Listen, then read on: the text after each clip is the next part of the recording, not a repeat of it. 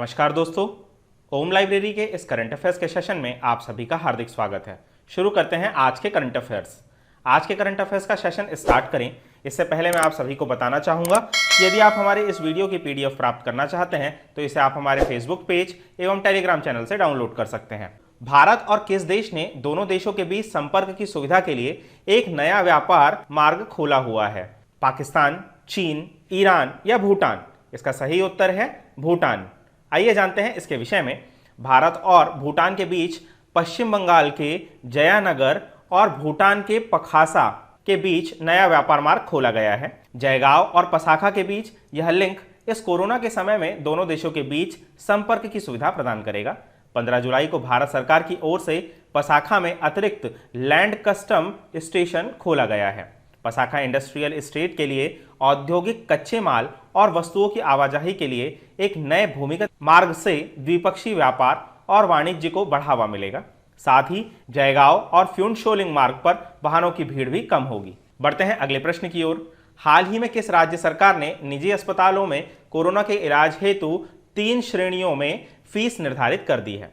पंजाब, बिहार, उत्तर प्रदेश या हिमाचल प्रदेश? इसका सही उत्तर है पंजाब। आइए जानते हैं इसके विषय में। पंजाब सरकार ने प्राइवेट अस्पतालों में कोरोना संक्रमण के इलाज के लिए नए रेट लिस्ट तय कर दिए हैं। इसके तहत सामान्य स्थिति में बिना वेंटिलेटर के आइसोलेशन वार्ड में ऑक्सीजन, मेडिकल और एडमिशन फीस मिलाकर 10,000 रुपए तय किए गए हैं। वहीं NABH मान्यता प्राप्त अस्पतालों के लिए 9,000 रुपए तथा राज्य में पूर्व PGI डायरेक्टर के तलवार की अध्यक्षता में बनी कमेटी ने नई फीस निर्धारित की हुई है।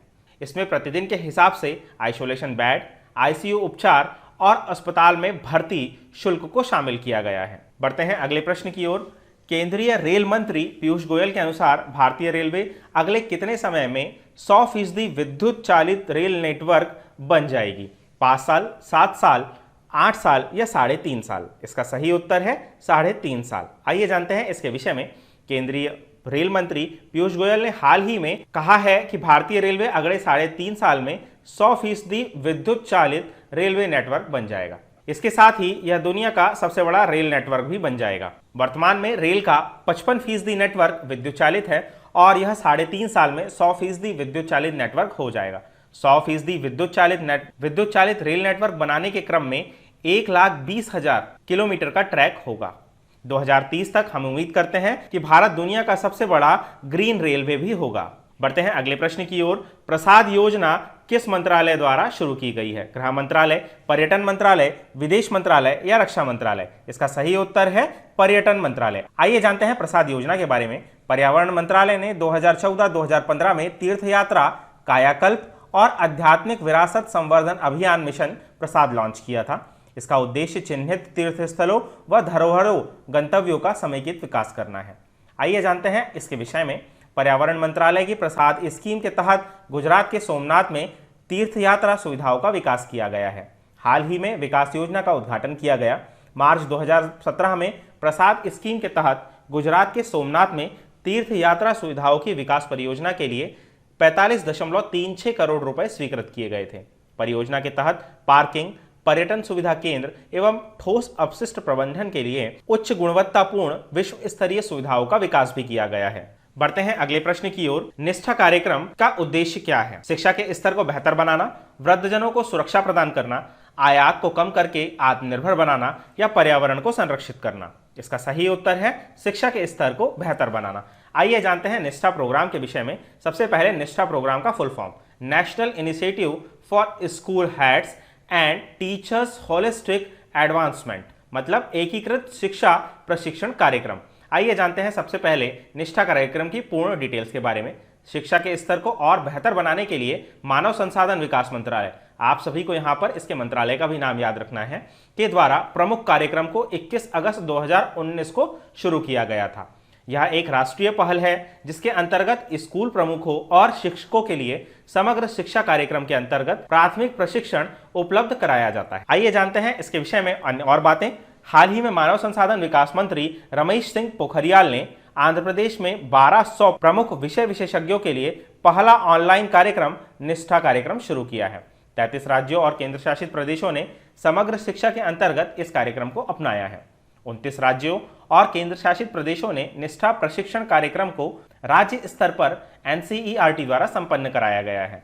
24 लाख शिक्षकों और स्कूल प्रमुखों के प्रशिक्षण के लिए निष्ठा को ऑनलाइन संचालित किया जा रहा है। इसके लिए NCERT द्वारा दीक्षा और निष्ठा पोर्टल शुरू किए गए हैं। बढ़ते हैं अगले प्रश्न की ओर। हाल ही में खादी और ग्रामोद्योग आयोग ने चमड़े के कारीगरों के लिए किस स्थान पर अपनी तरह का पहला फुटवेयर प्रशिक्षण केंद्र खोला है? पटना, नागपुर, दिल्ली या चेन्नई? इसका सही उत्तर है दिल्ली। आइए जानते हैं सबसे पहले खादी और ग्रामोद्योग आयोग के बारे में। यह भारत सरकार द्वारा अप्रैल 1957 में संसद के अधिनियम खादी और ग्रामोद्योग आयोग अधिनियम 1956 के तहत गठित एक वैधानिक निकाय है। इसका मुख्यालय मुंबई में है। हाल ही में खादी और ग्रामोद्योग आयोग ने चमड़े के कारीगरों को प्रशिक्षित करने के लिए दिल्ली में अपनी तरह का पहला फुटवेयर प्रशिक्षण केंद्र खोला है। आप सभी को याद रखना होगा कि यह प्रोग्राम खादी और ग्रामोद्योग आयोग ने स्टार्ट किया है। केंद्र को central footwear training institute Agra, आप सभी को यहाँ पर केंद्रीय central footwear training institute Agra को भी याद रखना चाहिए, जो इस मंत्रालय की एक इकाई के रूप में है तथा तकनीकी जानकारों के साथ स्थापित किया गया है। यह फुटवेयर प्रशिक्षण सह उत्पादन केंद्र उच्च गुणवत्ता के जूते बनाने के लिए चमड़ा कारीगरों को 2 महीने का व्यापक प्रशिक्षण भी उपलब्ध करा रहा है। साथ ही प्रशिक्षित कारीगरों को 2 महीने का प्रशिक्षण पूरा होने के बाद अपना जूता बनाने का व्यवसाय शुरू करने के लिए सहायता भी प्रदान की जाएगी। बढ़ते हैं अगले प्रश्न की ओर। सरकार के अनुसार किस वर्ष तक दुग्ध उत्पादन बढ़ाकर 330 मिलियन टन तक होने की संभावना है? 2030, 2028, 2026 या 2024? इसका सही उत्तर है 2024। आइए जानते हैं इसके विषय में। हाल ही में केंद्रीय मत्स्य पालन, पशुपालन एवं डेयरी मंत्री, आप सभी को यहां पर इनका नाम याद रखना होगा, इनका नाम है गिरिराज सिंह, द्वारा 15,000 करोड़ रुपए के पशुपालन अवसंरचना विकास निधि के लिए कार्यान्वयन दिशा निर्देश जारी किए गए हैं। इस पैकेज को आत्मनिर्भर भारत अभियान प्रोत्साहन पैकेज के अंतर्गत 24 जून 2020 को मंजूरी प्रदान की गई थी। भारत द्वारा वर्तमान में 188 मिलियन टन दुग्ध उत्पादन किया जा रहा है और 2024 तक दुग्ध उत्पादन बढ़ाकर 330 मिलियन टन होने की संभावना है।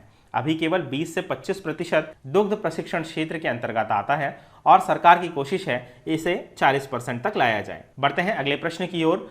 आजाद पट्टन हाइडल बिजली परियोजना किस नदी पर बनाई जा रही है? सतलुज नदी, झेलम नदी, चिनाब नदी या रवि नदी? इसका सही उत्तर है झेलम नदी। आइए जानते हैं इस परियोजना के विषय में। चीन और पाकिस्तान द्वारा 700 मेगावाट के आजाद पट्टन हाइडल पावर प्रोजेक्ट के लिए $1.5 मिलियन के समझौते पर हस्ताक्षर किए गए हैं। यह परियोजना पीओके के सुधोटी जिले में झेलम नदी के किनारे पर चल रही है।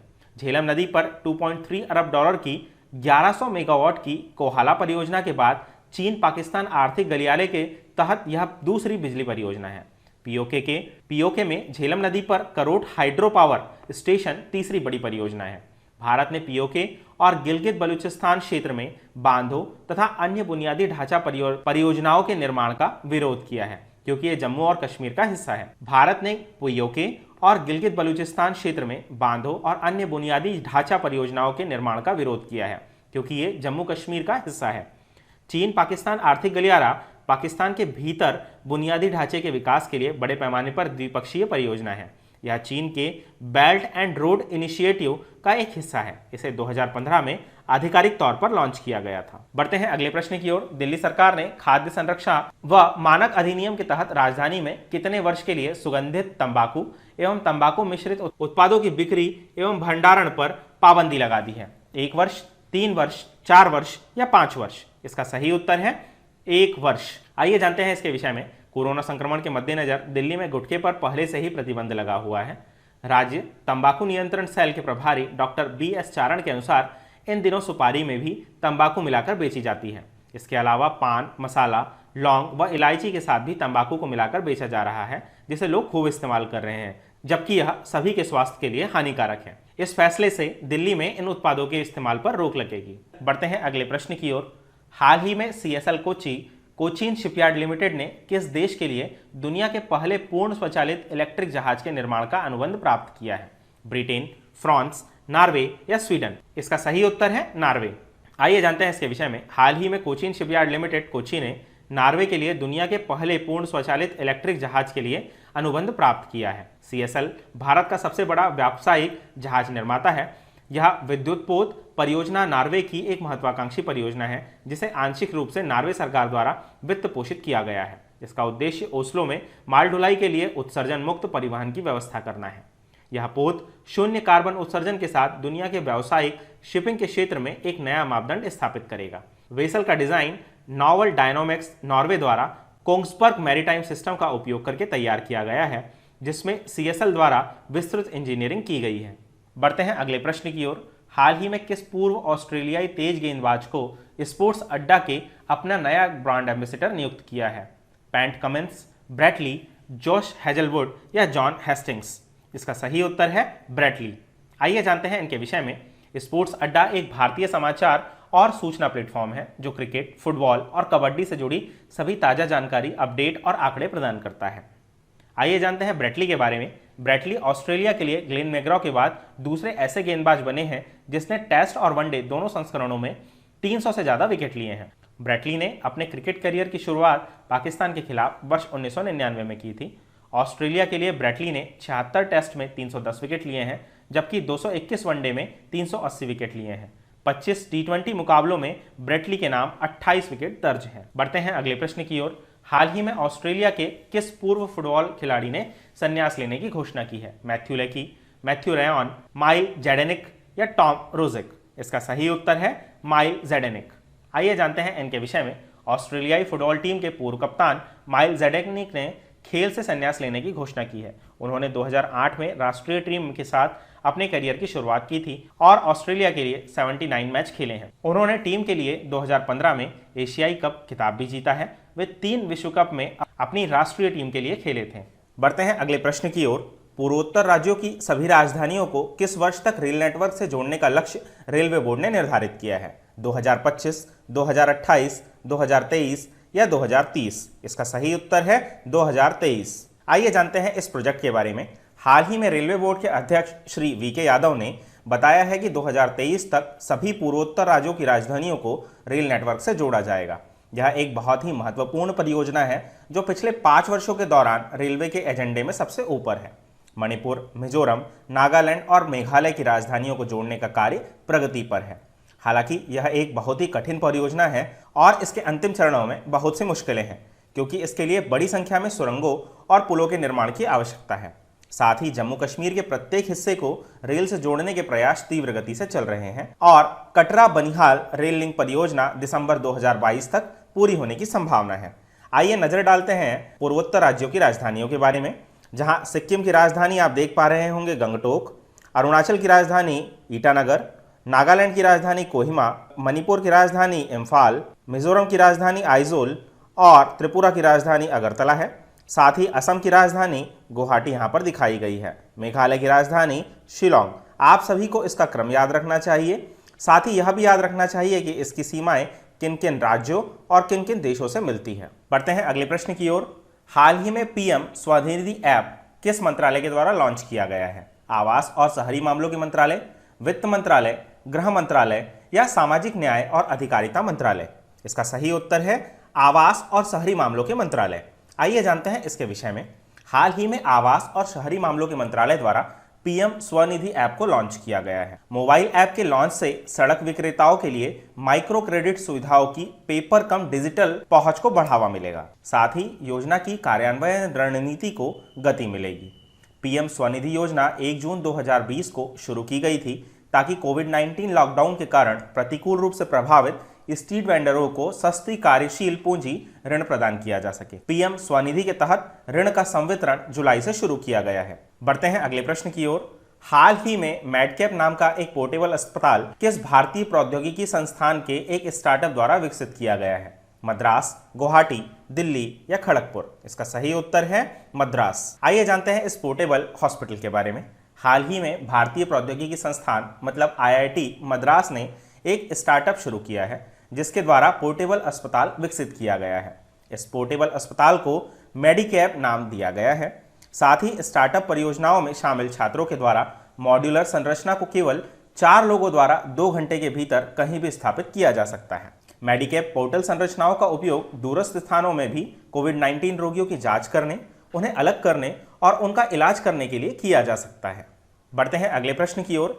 किस भुगतान एप्लीकेशन ने भारत का पहला नंबरलेस कार्ड लॉन्च किया है? फेमपे, पेटीएम, गूगल पे या फोन पे? इसका सही उत्तर है फेमपे। आइए जानते हैं फेमपे के बारे में। देश के डिजिटल भुगतान एप्लीकेशन में से एक फेमपे ने हाल ही में किशोरों के लिए लक्षित देश का पहला नंबरलेस कार्ड लॉन्च किया है। इन संख्याहीन डेबिट कार्डों का उपयोग करके नाबालिग बिना बैंक खाता खोले ऑनलाइन और ऑफलाइन भुगतान कर सकते हैं। कार्ड पर कोई संख्या नहीं होगी और सभी विवरण फेमपे एप्लीकेशन पर सहेजे गए हैं। बढ़ते हैं अगले प्रश्न की ओर। किस भारतीय राज्य ने आधार के रूप में लोकसभा निर्वाचन क्षेत्र वाले नए जिलों का गठन करने के लिए एक उच्च स्तरीय समिति का गठन किया है? आंध्र प्रदेश, मध्य प्रदेश, उत्तर प्रदेश या झारखंड? इसका सही उत्तर है आंध्र प्रदेश। आइए जानते हैं इसके विषय में। आंध्र प्रदेश सरकार ने हाल ही में एक उच्च स्तरीय समिति का गठन किया है। मुख्यमंत्री वाईएस जगनमोहन रेड्डी की अध्यक्षता में मंत्रिमंडल की बैठक के दौरान किए गए निर्णय के अनुसार इस उच्च स्तरीय समिति की अध्यक्षता मुख्य सचिव करेंगे। यह समिति नए जिलों के गठन और व्यय को कम करने की व्यवहार्यता का अध्ययन करेगी। बढ़ते हैं अगले प्रश्न की ओर। नीति आयोग की सिफारिशों के अनुसार बड़ी अवसंरचना परियोजनाओं में उपयोग किए जाने वाले पुनर्नवीनीकरण उत्पादों का प्रतिशत क्या है? 25%, 30%, 20% या 45%? इसका सही उत्तर है 25%। आइए जानते हैं इसके विषय में। नीति आयोग ने सिफारिश की है कि भारत सरकार को पूरे भारत में माध्यमिक उत्पादों को बढ़ावा देने के लिए बड़ी बुनियादी ढांचा परियोजनाओं में पुनर्नवीनीकरण उत्पादों के 25% का उपयोग करना चाहिए। नीति आयोग के मुख्य कार्यकारी अधिकारी अमिताभ कांत, आप सभी को यहाँ पर अमिताभ कांत का नाम जरूर याद रखना चाहिए, ने घोषणा की है कि धातु, प्लास्टिक और कागज सहित पुनर्नवीनीकरण उत्पादों से माध्यमिक उत्पादों को बढ़ावा मिलेगा, जो अब शायद ही हमारे देश में पाए जाते हैं। आइए बढ़ते हैं अगले प्रश्न की ओर। हाल ही में संयुक्त राष्ट्र ने नूर वली महमूद को वैश्विक आतंकवादी घोषित कर दिया है। यह किस संगठन का मुखिया है? अल-कायदा, आईएसआईएस, बोको हराम या तहरीक तालिबान? इसका सही उत्तर है तहरीक तालिबान। आइए जानते हैं इसके विषय में। हाल ही में संयुक्त राष्ट्र ने तहरीक तालिबान पाकिस्तान के प्रमुख नूर वली महमूद को वैश्विक आतंकवादी घोषित कर दिया है। संयुक्त राष्ट्र ने महमूद को अल-कायदा से जुड़े संस्थाओं के समर्थन और वित्त पोषण में भागीदारी, नियोजन और उनके लिए काम करने के आरोप में ब्लैकलिस्ट कर दिया है। जून 2018 में पूर्व टीटीपी नेता मौलाना फैजुद्दौला की मृत्यु के बाद मसूद को तहरीक तालिबान पाकिस्तान का नेता नामित किया गया था। संयुक्त राष्ट्र द्वारा टीटीपी को अल-कायदा के साथ संबंध रखने के आरोप में 29 जुलाई 2011 को ब्लैकलिस्ट किया गया था। बढ़ते हैं अगले प्रश्न की ओर। हाल ही में जारी भारत के रजिस्ट्रार जनरल की 2016-2018 विशेष रिपोर्ट के अनुसार मातृ मृत्यु दर अनुपात में 2015-17 के मुकाबले कितने अंकों की कमी आई है? 15, 12, 9 या 20? इसका सही उत्तर है 9। आइए जानते हैं इसके विषय में। मातृ मृत्यु अनुपात में एक वर्ष में 9 अंकों की गिरावट आई है। 2015-17 में यह अनुपात 122 से घटकर 2016-18 में 113 हो गया है। राजस्थान में 22 अंकों की अधिकतम गिरावट दर्ज की गई है। साथ ही उत्तर प्रदेश में 19 अंक, उड़ीसा में 18 अंक, बिहार में 16 अंक और मध्य प्रदेश में 15 अंकों की गिरावट दर्ज की गई है। तेलंगाना और महाराष्ट्र में MMR में 15% से अधिक की गिरावट देखी गई है, जबकि 4 राज्यों उड़ीसा, राजस्थान, आंध्र प्रदेश और गुजरात में 10.15% की गिरावट देखी गई है। आइए जानते हैं मातृ मृत्यु दर अनुपात को कम करने में काम आई योजनाओं के बारे में। इसके लिए जननी सुरक्षा कार्यक्रम, जननी सुरक्षा योजना, प्रधानमंत्री सुरक्षा मातृत्व अभियान जैसे विभिन्न योजनाओं को विशेष रूप से सराहा गया है। बढ़ते हैं अगले प्रश्न की ओर। भारत सरकार ने अपनी आयात नीति में कौन से कृषि उपकरणों के आयात पर अंकुश लगाया है? पावर लिटर, कल्टीवेटर, लैंड लेवर या स्प्रेडर? इसका सही उत्तर है पावर लिटर। आप सभी को यहाँ पर इस कृषि उपकरण को जानना चाहिए, इसे पावर लिटर कहा जाता है। आइए जानते हैं इसके विषय में। विदेश व्यापार महानिदेशालय द्वारा जारी बयान के अनुसार सरकार ने पावर टिलर्स और उसके घटकों की आयात नीति में मुफ्त से प्रतिबंधित में संशोधन किया है। आयातक को प्रतिबंधित के रूप में वर्गीकृत उत्पाद आयात करने के लिए DGFT से लाइसेंस लेना होगा। इस कदम में मुख्य रूप से चीन से आने वाले उपकरणों की आवक को रोकने की उम्मीद है। बढ़ते हैं अगले प्रश्न की ओर। भारत ने किस देश के साथ हाल ही में रणनीतिक पेट्रोलियम भंडार के संचालन और रखरखाव पर सहयोग शुरू करने के लिए एक समझौता ज्ञापन पर हस्ताक्षर किए हैं? ईरान, कुवैत, अमेरिका या रूस? इसका सही उत्तर है अमेरिका। आइए जानते हैं समझौते के विषय में। हाल ही में भारत और अमेरिका ने रणनीतिक पेट्रोलियम भंडार के संचालन और रखरखाव पर सहयोग शुरू करने के लिए एक समझौते ज्ञापन पर हस्ताक्षर किए हैं। यह निर्णय अमेरिका भारत रणनीतिक ऊर्जा साझेदारी की बैठक में लिया गया है। केंद्रीय तेल मंत्री धर्मेंद्र प्रधान ने वीडियो कॉन्फ्रेंसिंग के जरिए अमेरिकी ऊर्जा सचिव डैन ब्रोइलेट के साथ इस बैठक की सह अध्यक्षता की है। इसके साथ ही जैव ऊर्जा, कृषि में नवीनीकरण ऊर्जा और कम उत्सर्जन के साथ उच्च दक्षता वाले कोयले प्रौद्योगिकियों सहित विभिन्न क्षेत्रों में सहयोग बढ़ाने के लिए दोनों देशों के बीच समझौते ज्ञापन पर हस्ताक्षर किए। बढ़ते हैं अगले प्रश्न की ओर। कौन सा राज्य वेस्ट टू एनर्जी नामक पहल के तहत कचरे से बिजली बनाएगा? उत्तर प्रदेश, मिजोरम, असम या उत्तराखंड? इसका सही उत्तर है उत्तराखंड। आइए जानते हैं इसके विषय में। उत्तराखंड राज्य की स्थापना 9 नवंबर 2000 को की गई थी तथा इसकी राजधानी देहरादून है। हाल ही में इसकी ग्रीष्मकालीन राजधानी गैरसैंण को घोषित किया गया है। इसके मुख्यमंत्री त्रिवेंद्र सिंह रावत है। इसके 3 पड़ोसी राज्यों के बारे में बात करते हैं, जिनमें हिमाचल प्रदेश, हरियाणा तथा उत्तर प्रदेश है। उत्तराखंड से 2 पड़ोसी देशों की सीमाएं टच होती है, जिनमें तिब्बत मतलब चीन और नेपाल शामिल हैं। आइए जानते हैं यहाँ के कुछ नेशनल पार्क्स के बारे में, जिनमें Nanda Devi national park, Gangotri national park, फूलों की घाटी राष्ट्रीय उद्यान, राजाजी राष्ट्रीय उद्यान तथा गोविंद पशु विहार राष्ट्रीय उद्यान फेमस है। जिम कॉर्बेट राष्ट्रीय उद्यान, जिसे हैरी नेशनल पार्क भी कहा जाता है, भारत का सबसे पुराना राष्ट्रीय उद्यान है, जिसकी स्थापना 1936 में की गई थी। यह भी उत्तराखंड में ही स्थित है। आप सभी को पता होगा कि जिम कॉर्बेट राष्ट्रीय उद्यान के बारे में बार बार प्रश्न पूछे जाते हैं। भारत का सबसे ऊंचा टिहरी बांध भी उत्तराखंड में स्थित है, जो भागीरथी नदी पर स्थित है। उत्तराखंड में स्थित गंगोत्री, यहां से गंगा नदी निकलती है तथा यमुनोत्री, यहां से यमुना नदी निकलती है। नंदा देवी पर्वत, यह भी उत्तराखंड में स्थित है तथा चिपको आंदोलन, जो पेड़ों को काटने से बचाने के लिए शुरू किया गया था, यह आंदोलन भी उत्तराखंड से शुरू किया गया था। बढ़ते हैं अगले प्रश्न की ओर। किस राज्य में स्मृति वन का उद्घाटन किया गया है? उत्तर प्रदेश, राजस्थान, कर्नाटक या उत्तराखंड? इसका सही उत्तर है उत्तराखंड। आइए जानते हैं इसके विषय में। उत्तराखंड के मुख्यमंत्री त्रिवेंद्र सिंह रावत ने हरेला पर्व, आप सभी को हरेला पर्व के बारे में जानना चाहिए, के अवसर पर देहरादून के उत्तराखंड के प्रसिद्ध लोक नायक स्वर्गीय जीत सिंह नेगी की पुण्य स्मृति में पौधा लगाकर स्मृति वन का उद्घाटन किया है। आइए जानते हैं हरेला पर्व के बारे में। हरेला एक हिंदू त्योहार है जो मूल रूप से उत्तराखंड राज्य के कुमाऊं क्षेत्र में मनाया जाता है। हरेला वर्ष में 3 बार मनाया जाता है, जो चैत्र मास में प्रथम दिन बोया जाता है तथा नवमी को काटा जाता है। श्रावण मास में सावन लगने से 9 दिन पहले आषाढ़ में बोया जाता है और 10 दिन बाद श्रावण के प्रथम दिन काटा जाता है। इसके साथ ही अश्विनी मास में भी यह मनाया जाता है। अश्विनी मास में नवरात्र के पहले दिन इसे बोया जाता है और दशहरे के दिन काटा जाता है। आप सभी को हिंदी महीनों के नाम भी याद होने चाहिए। बढ़ते हैं अगले प्रश्न की ओर। किस राज्य में पहला ऑनलाइन निष्ठा कार्यक्रम शुरू किया गया है? आंध्र प्रदेश, मध्य प्रदेश, हरियाणा या राजस्थान? इसका सही उत्तर है आंध्र प्रदेश।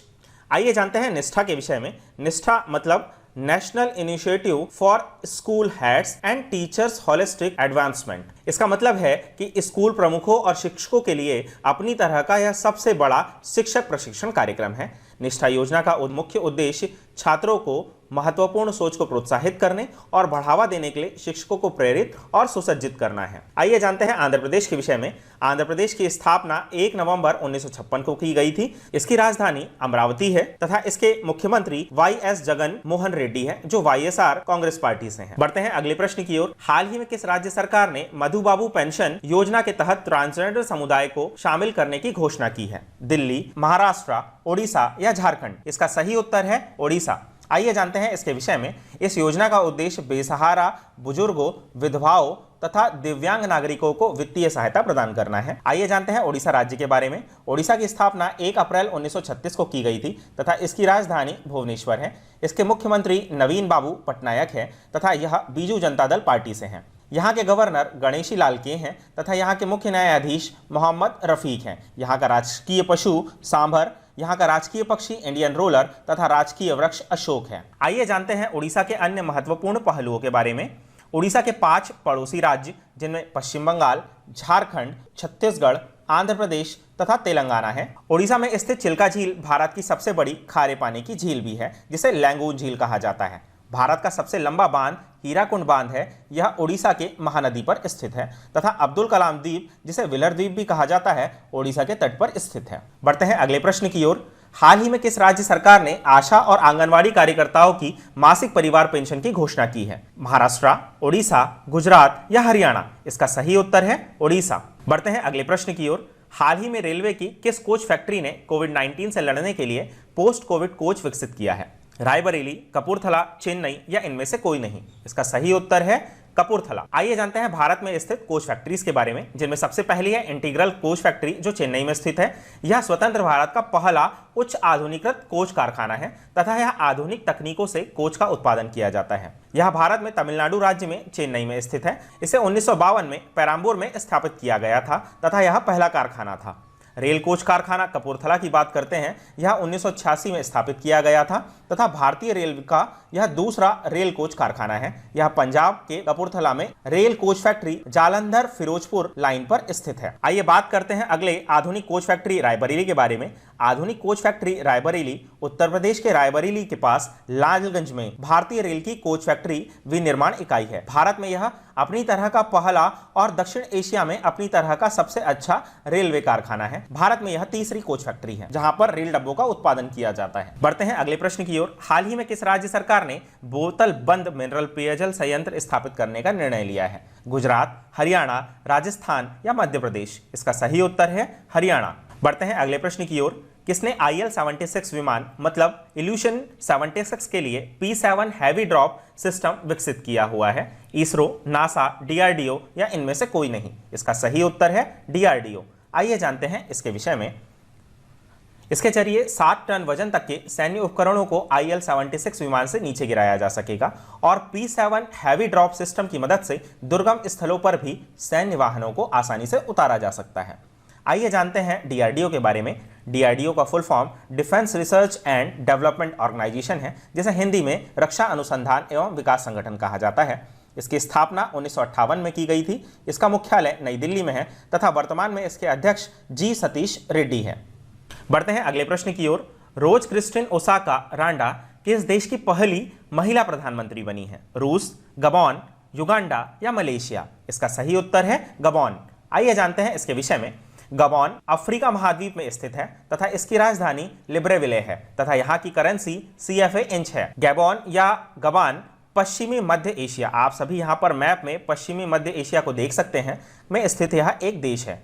इसके पश्चिम में गिनी की खाड़ी, ये गिनी की खाड़ी आप यहाँ पर देख सकते हैं तथा यह गैबॉन देश है। यहाँ इसकी राजधानी लिब्रेविले को भी आप देख सकते हैं। इसके पश्चिम में गिनी की खाड़ी, उत्तर में इक्वेटोरियल गिनी को आप यहाँ पर देख सकते हैं, उत्तर में कैमरून, पूर्व एवं दक्षिण में कांगो गणराज्य स्थित है। बढ़ते हैं अगले प्रश्न की ओर। किस भारतीय को टोरंटो इंटरनेशनल फिल्म फेस्टिवल 2020 का ब्रांड एम्बेसडर बनाया गया है? प्रियंका चोपड़ा, आलिया भट्ट, दीपिका पादुकोण या सोनाक्षी सिन्हा?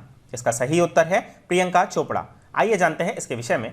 टीफ, जिसे टोरंटो इंटरनेशनल फिल्म फेस्टिवल भी कहा जाता है तथा इसकी स्थापना 1976 में की गई थी। इसका मुख्यालय टोरंटो कनाडा में है। आइए जानते हैं टोरंटो इंटरनेशनल फिल्म फेस्टिवल के बारे में, जहां पर ट्रिब्यूट एक्टर अवार्ड से कैश विंसलेट को सम्मानित किया गया है, जो इंग्लैंड की अभिनेत्री हैं। बढ़ते हैं अगले प्रश्न की ओर। हाल ही में किस फुटबॉल क्लब ने 34 बार ला लीगा का खिताब जीता है? बार्सिलोना, विलारियल, रियल मैड्रिड या इनमें से कोई नहीं? इसका सही उत्तर है रियल मैड्रिड। आइए जानते हैं ला लीगा फुटबॉल के बारे में। आप सभी को याद होगा कि जब ला लीगा टूर्नामेंट स्टार्ट हुआ था तो हमने हमारे इसी चैनल पर ला लीगा के बारे में बताया था कि यह एक ऐसा फुटबॉल टूर्नामेंट है जिसे कोविड-19 के बीच पहला फुटबॉल टूर्नामेंट घोषित किया गया है। आप सभी को यह भी याद रखना होगा कि ला लीगा एक स्पेनिश फुटबॉल टूर्नामेंट है जिसे रियल मैड्रिड ने जीत लिया है। ला लीगा के खिताब पर कब्जा करने से पहले रियल मैड्रिड ने विलारियल क्लब के खिलाफ 2-1 से मैच जीत लिया है। रियल मैड्रिड ने एक मैच बाकी रहते हुए यह खिताब अपने नाम किया है तथा रियल मैड्रिड सबसे ज्यादा 34 बार ला लीगा का चैंपियन बना है तथा इस जीत के बाद रियल मैड्रिड ने लगातार अपनी 10वीं जीत दर्ज की है। आप सभी को इस प्रश्न में याद रखना होगा कि रियल मैड्रिड ने यह खिताब 34वीं बार जीता है तथा लगातार 10वीं बार इसका चैंपियन बना है। साथ ही इसने किस क्लब को हराया है? तो इसने विलारियल क्लब को हराया है। बढ़ते हैं अगले प्रश्न की ओर। हाल ही में the spirit of cricket India नामक पुस्तक किसने लिखी है? Sachin Tendulkar, Brett Lee, Steve Waugh या इनमें से कोई नहीं? इसका सही उत्तर है स्टीव वॉ। बढ़ते हैं अगले प्रश्न की ओर। हाल ही में राष्ट्रपति रविन्द्रनाथ कोविंद के निजी सचिव के रूप में किसे नियुक्त किया गया है? अजय मोहन, शिखर गर्ग, पी प्रवीण सिद्धार्थ या इनमें से कोई नहीं? इसका सही उत्तर है पी प्रवीण सिद्धार्थ। बढ़ते हैं अगले प्रश्न की ओर। हाल ही में किसने ग्राहकों के लिए ई होम लोन लॉन्च किया है? HDFC housing finance limited, Bajaj housing finance limited, SBI या इनमें से कोई नहीं? इसका सही उत्तर है बजाज हाउसिंग फाइनेंस लिमिटेड। बढ़ते हैं अगले प्रश्न की ओर। श्याम श्रीनिवासन किस बैंक के फिर से MD CEO बने हैं? यूको बैंक, फेडरल बैंक, बंधन बैंक या PNB बैंक? इसका सही उत्तर है फेडरल बैंक। आइए जानते हैं फेडरल बैंक के बारे में। फेडरल बैंक की स्थापना 23 अप्रैल 1931 को की गई थी तथा इसका मुख्यालय अलुवा केरल में है। इसके अध्यक्ष ग्रेस एलिजाबेथ कोशी है तथा इसके एमडी सीईओ श्याम श्रीनिवासन है। इसकी टैगलाइन है योर परफेक्ट बैंकिंग पार्टनर। बढ़ते हैं अगले प्रश्न की ओर। एसबीआई कार्ड्स और पेमेंट सर्विसेज के एमडी और सीईओ कौन नियुक्त किए गए हैं? आदित्य कुमार, अश्विनी कुमार तिवारी, सौरभ शर्मा या सुधा शर्मा? इसका सही उत्तर है अश्विनी कुमार तिवारी। आइए बढ़ते हैं आज के पहले प्रश्न की ओर। अमेरिकी भारत व्यापार परिषद के इंडिया आइडिया समिट 2020 का कौन सा संस्करण इस वर्ष 21 और 22 जुलाई को आयोजित किया जा रहा है? 50वां, 40वां, 45वां या 65वां? इसका सही उत्तर है 45वां। आइए जानते हैं इस समिट के विषय में।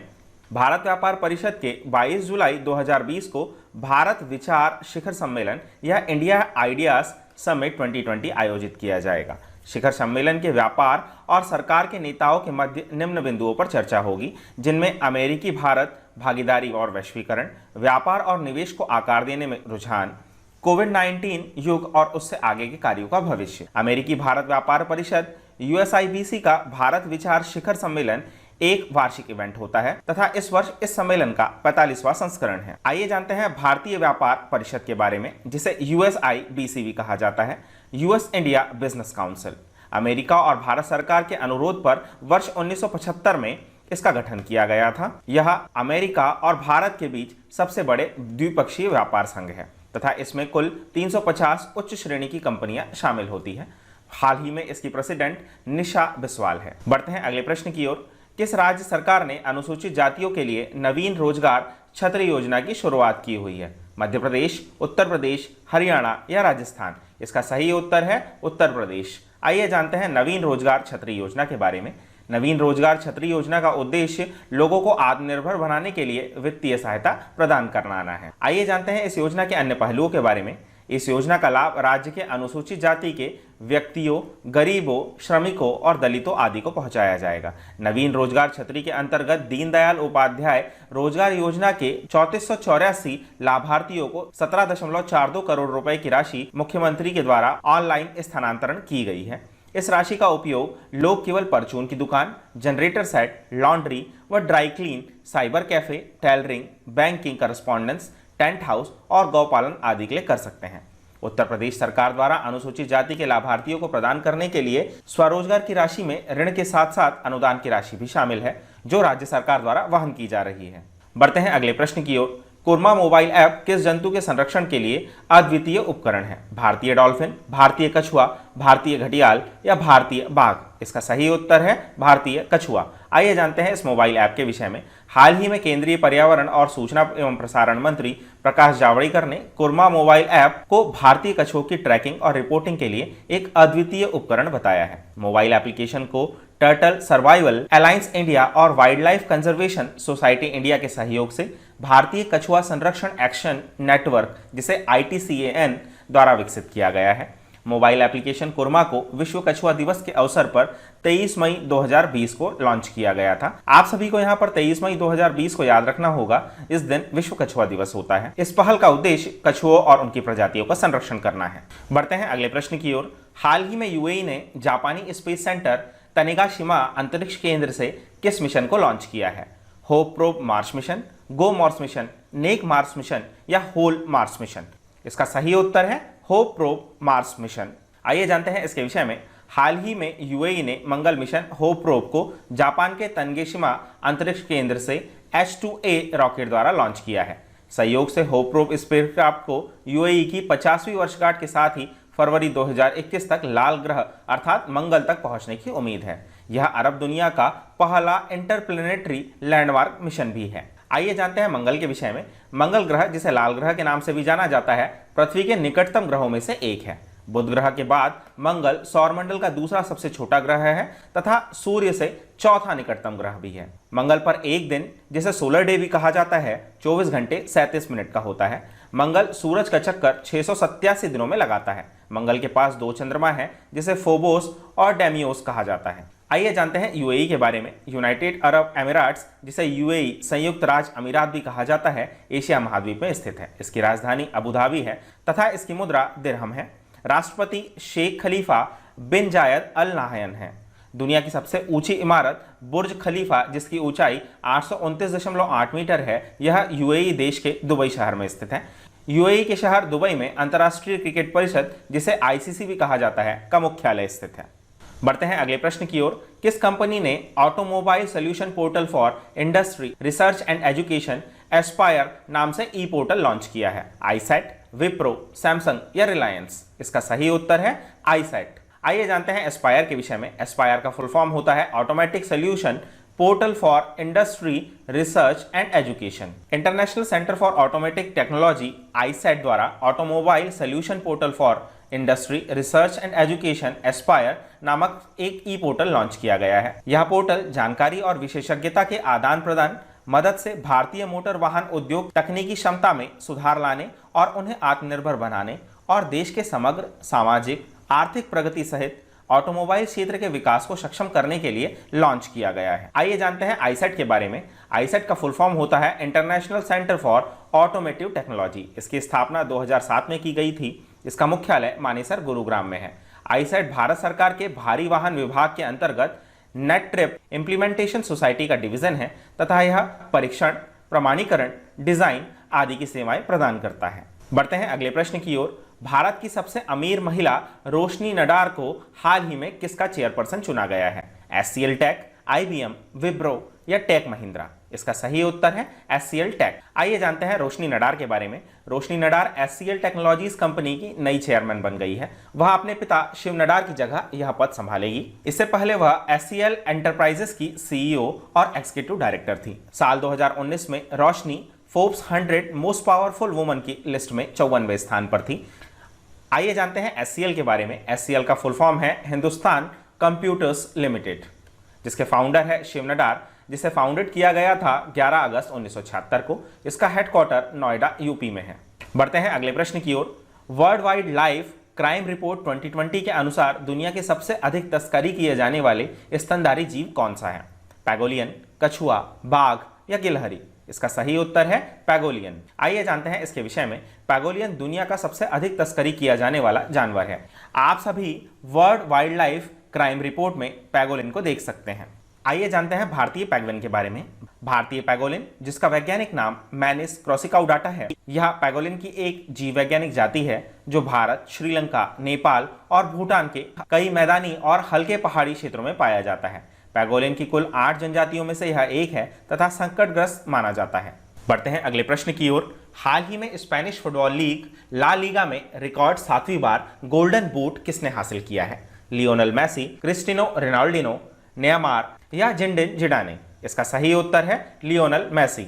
आइए जानते हैं लियोनेल मेसी के बारे में। लियोनेल मेसी ने Spanish football league La Liga में रिकॉर्ड 7वीं बार गोल्डन बूट हासिल किया है। यह पुरस्कार उन्हें किसी एक सत्र में सर्वाधिक गोल करने के लिए दिया गया है। मेसी ने लीग में कुल 25 गोल दागे हैं। अर्जेंटीना के फुटबॉल स्टार लियोनेल मेसी ने 33 मैचों में 25 गोल दागे हैं। आइए जानते हैं ला लीगा फुटबॉल लीग के विषय में।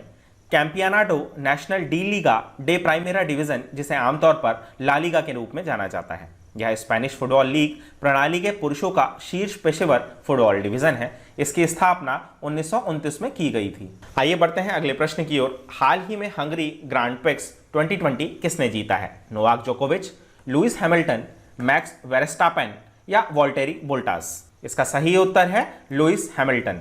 आइए जानते हैं हंगरी ग्रांड प्रिक्स के बारे में।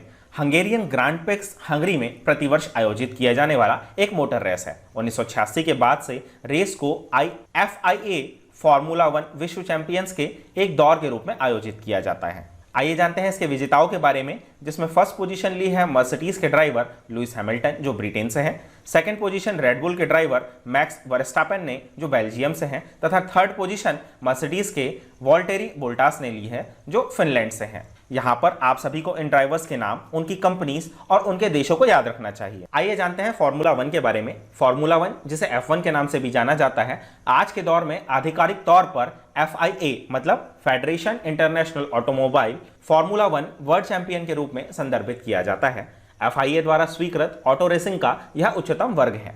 बढ़ते हैं अगले प्रश्न की ओर। फुटबॉलर आंद्रे शुरले ने रिटायरमेंट की घोषणा की है। यह किस देश से है? ब्राजील, फ्रांस, जर्मनी या रूस? इसका सही उत्तर है जर्मनी। आइए जानते हैं इनके विषय में।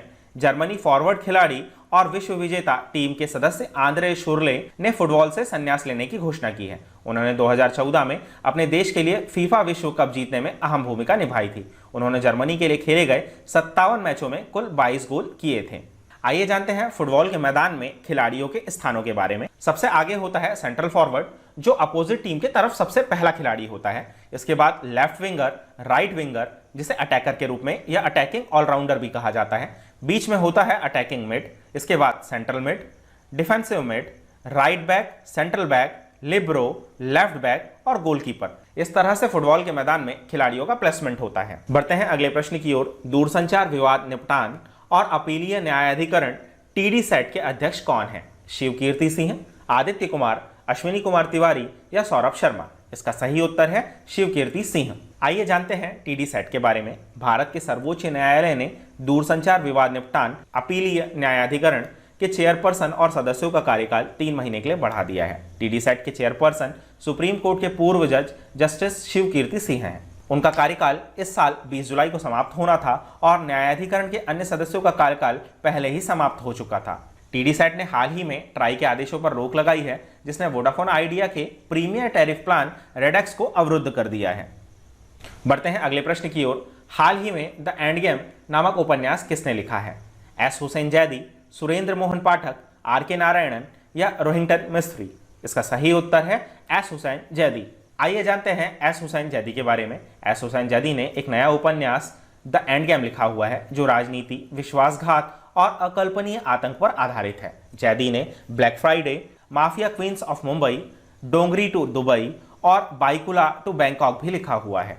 वह 26/11 के आतंकवादी हमले के आधार पर HBO की डॉक्यूमेंट्री टेरर इन मुंबई के सहयोगी निर्माता रहे हैं। बढ़ते हैं अगले प्रश्न की ओर। हाल ही में CS शेषाद्री का चेन्नई में निधन हो गया। वे क्या थे? चित्रकार, गणितज्ञ, नेता या पत्रकार? इसका सही उत्तर है गणितज्ञ। आइए जानते हैं CS शेषाद्री के बारे में। प्रसिद्ध गणितज्ञ CS शेषाद्री ने बीजीय ज्यामिति के क्षेत्र में अग्रणीय योगदान दिए हैं। स्वतंत्रता के बाद के युग में अग्रणीय भारतीय गणितज्ञों में से वे एक थे। बढ़ते हैं आज के पहले प्रश्न की ओर। भारत के सबसे पहले सार्वजनिक इलेक्ट्रिक वाहन चार्जिंग प्लाजा का उद्घाटन कहां पर किया गया? नई दिल्ली, चेन्नई, मुंबई या कोलकाता? इसका सही उत्तर है नई दिल्ली। आइए जानते हैं इसके विषय में। हाल ही में बिजली, नई और नवीनीकरण ऊर्जा मंत्री RK सिंह ने नई दिल्ली में भारत के पहले सार्वजनिक इलेक्ट्रिक वाहन चार्जिंग प्लाजा का उद्घाटन किया है। यह भारत में अपनी तरह का पहला प्लाजा भी है तथा इस तरह की अभिनव पहल से देश में एक मजबूत ई-मोबिलिटी पारिस्थितिकी तंत्र के निर्माण के लिए जरूरी है। नई दिल्ली म्युनिसिपल काउंसिल के साथ मिलकर एनर्जी एफिशिएंसी सर्विसेज लिमिटेड ने इस सार्वजनिक EV चार्जिंग प्लाजा की स्थापना की है। प्लाजा विभिन्न विशिष्टताओं के 5 प्रकार के इलेक्ट्रिक वाहन चार्जर्स की सुविधाएं प्रदान करेगा। बढ़ते हैं अगले प्रश्न की ओर। हाल ही में मनोदर्पण पहल किस राज्य मंत्रालय के द्वारा स्टार्ट की गई है? सांस्कृतिक मंत्रालय, मानव संसाधन विकास मंत्रालय, स्वास्थ्य एवं परिवार कल्याण मंत्रालय या महिला एवं बाल विकास मंत्रालय? इसका सही उत्तर है मानव संसाधन एवं विकास मंत्रालय। आइए जानते हैं मनोदर्पण पहल के बारे में। केंद्रीय मानव संसाधन विकास मंत्री रमेश पोखरियाल निशंक ने मनोदर्पण पहल की शुरुआत की है। यह पहल आत्मनिर्भर भारत अभियान का एक हिस्सा है। इस पहल का उद्देश्य छात्रों को उनके मानसिक स्वास्थ्य और कल्याण के लिए मनोसामाजिक सहायता प्रदान करना है। शैक्षणिक मोर्चे पर निरंतर शिक्षा और छात्रों की मानसिक भलाई पर ध्यान केंद्रित करने की आवश्यकता के चलते MHRD यह कदम उठाया है। इसके तहत छात्रों के मानसिक स्वास्थ्य और कल्याण के लिए मनोसामाजिक समर्थन प्रदान करने की गतिविधियों की एक विस्तृत श्रृंखला को कवर किया जाएगा। बढ़ते हैं अगले प्रश्न की ओर। हाल ही में पर्यटन मंत्रालय की देखो अपना देश वेबिनार श्रृंखला द मिस्ट्रिकल ट्राइंगल महेश्वर, मांडू और ओंकारेश्वर आयोजित किया गया। इस ट्राइंगल का संबंध किस राज्य से है? केरल, बिहार, मध्य प्रदेश या राजस्थान? इसका सही उत्तर है मध्य प्रदेश। यह प्रश्न आप सभी के लिए MPPSC की दृष्टि से अत्यंत महत्वपूर्ण है। आइए जानते हैं इसके विषय में। हाल ही में पर्यटन मंत्रालय की देखो अपना देश वेबिनार श्रृंखला का द मिस्ट्रियल ट्राइंगल महेश्वर, मांडू, ओमकारेश्वर आयोजित किया गया है। वेबिनार ने मध्य प्रदेश में महेश्वर, मांडू और ओमकारेश्वर में रहस्यमय त्रिकोण के तहत आने वाले स्थलों की समृद्धि को प्रदर्शित किया है। देखो अपना देश वेबिनार श्रृंखला एक भारत श्रेष्ठ भारत के तहत भारत की समृद्ध विविधता को प्रदर्शित करने का एक प्रयास है। आइए जानते हैं इन तीनों महत्वपूर्ण स्थलों के बारे में। महेश्वर या माहिष्मती ऐतिहासिक महत्व के शांत स्थानों में से एक है, जो इंदौर से 90 किलोमीटर दूर स्थित है। भगवान शिव को महेश्वर के नाम से जाना जाता है, उन्हीं के नाम पर इस शहर का नाम पड़ा था। इसका उल्लेख रामायण एवं महाभारत में भी मिलता है। जानते हैं ओमकारेश्वर के बारे में। ओमकारेश्वर 33 देवताओं और 108 प्रभावशाली शिवलिंग है तथा यह एकमात्र ज्योतिर्लिंग है जो नर्मदा के उत्तरी तट पर स्थित है। आइए जानते हैं मांडू के विषय में। मांडू मुख्य रूप से सुल्तान बाज बहादुर और रानी रूपमती के प्रेम कहानी के लिए जाना जाता है। 16वीं शताब्दी में बना बाज बहादुर का महल, बड़े हॉल तथा ऊंचे छतों से घिरे आंगन इसके लिए प्रसिद्ध है। बढ़ते हैं अगले प्रश्न की ओर। हाल ही में भारत और किस देश की नौसेना के बीच पासेक्स अभ्यास आयोजित किया गया है? श्रीलंका, अमेरिका, ऑस्ट्रेलिया या फ्रांस? इसका सही उत्तर है अमेरिका। आइए जानते हैं पासेक्स के बारे में। हाल ही में हिंद महासागर क्षेत्र में भारतीय सेना और अमेरिकी सेना ने पासेक्स नाम का एक अभ्यास किया हुआ है। यूएस निमित्ज के नेतृत्व में US navy carrier strike group और भारतीय नौसेना के समुद्री अभ्यास पासेक्स का आयोजन किया गया। इस अभ्यास का उद्देश्य दोनों देशों के बीच नौसेना के बीच अंतर संचालनीयता को और अधिक बढ़ाना है। निमित्ज कैरियर स्ट्राइक ग्रुप दक्षिण चीन सागर में खाड़ी क्षेत्र में तैनात होने की राह पर है।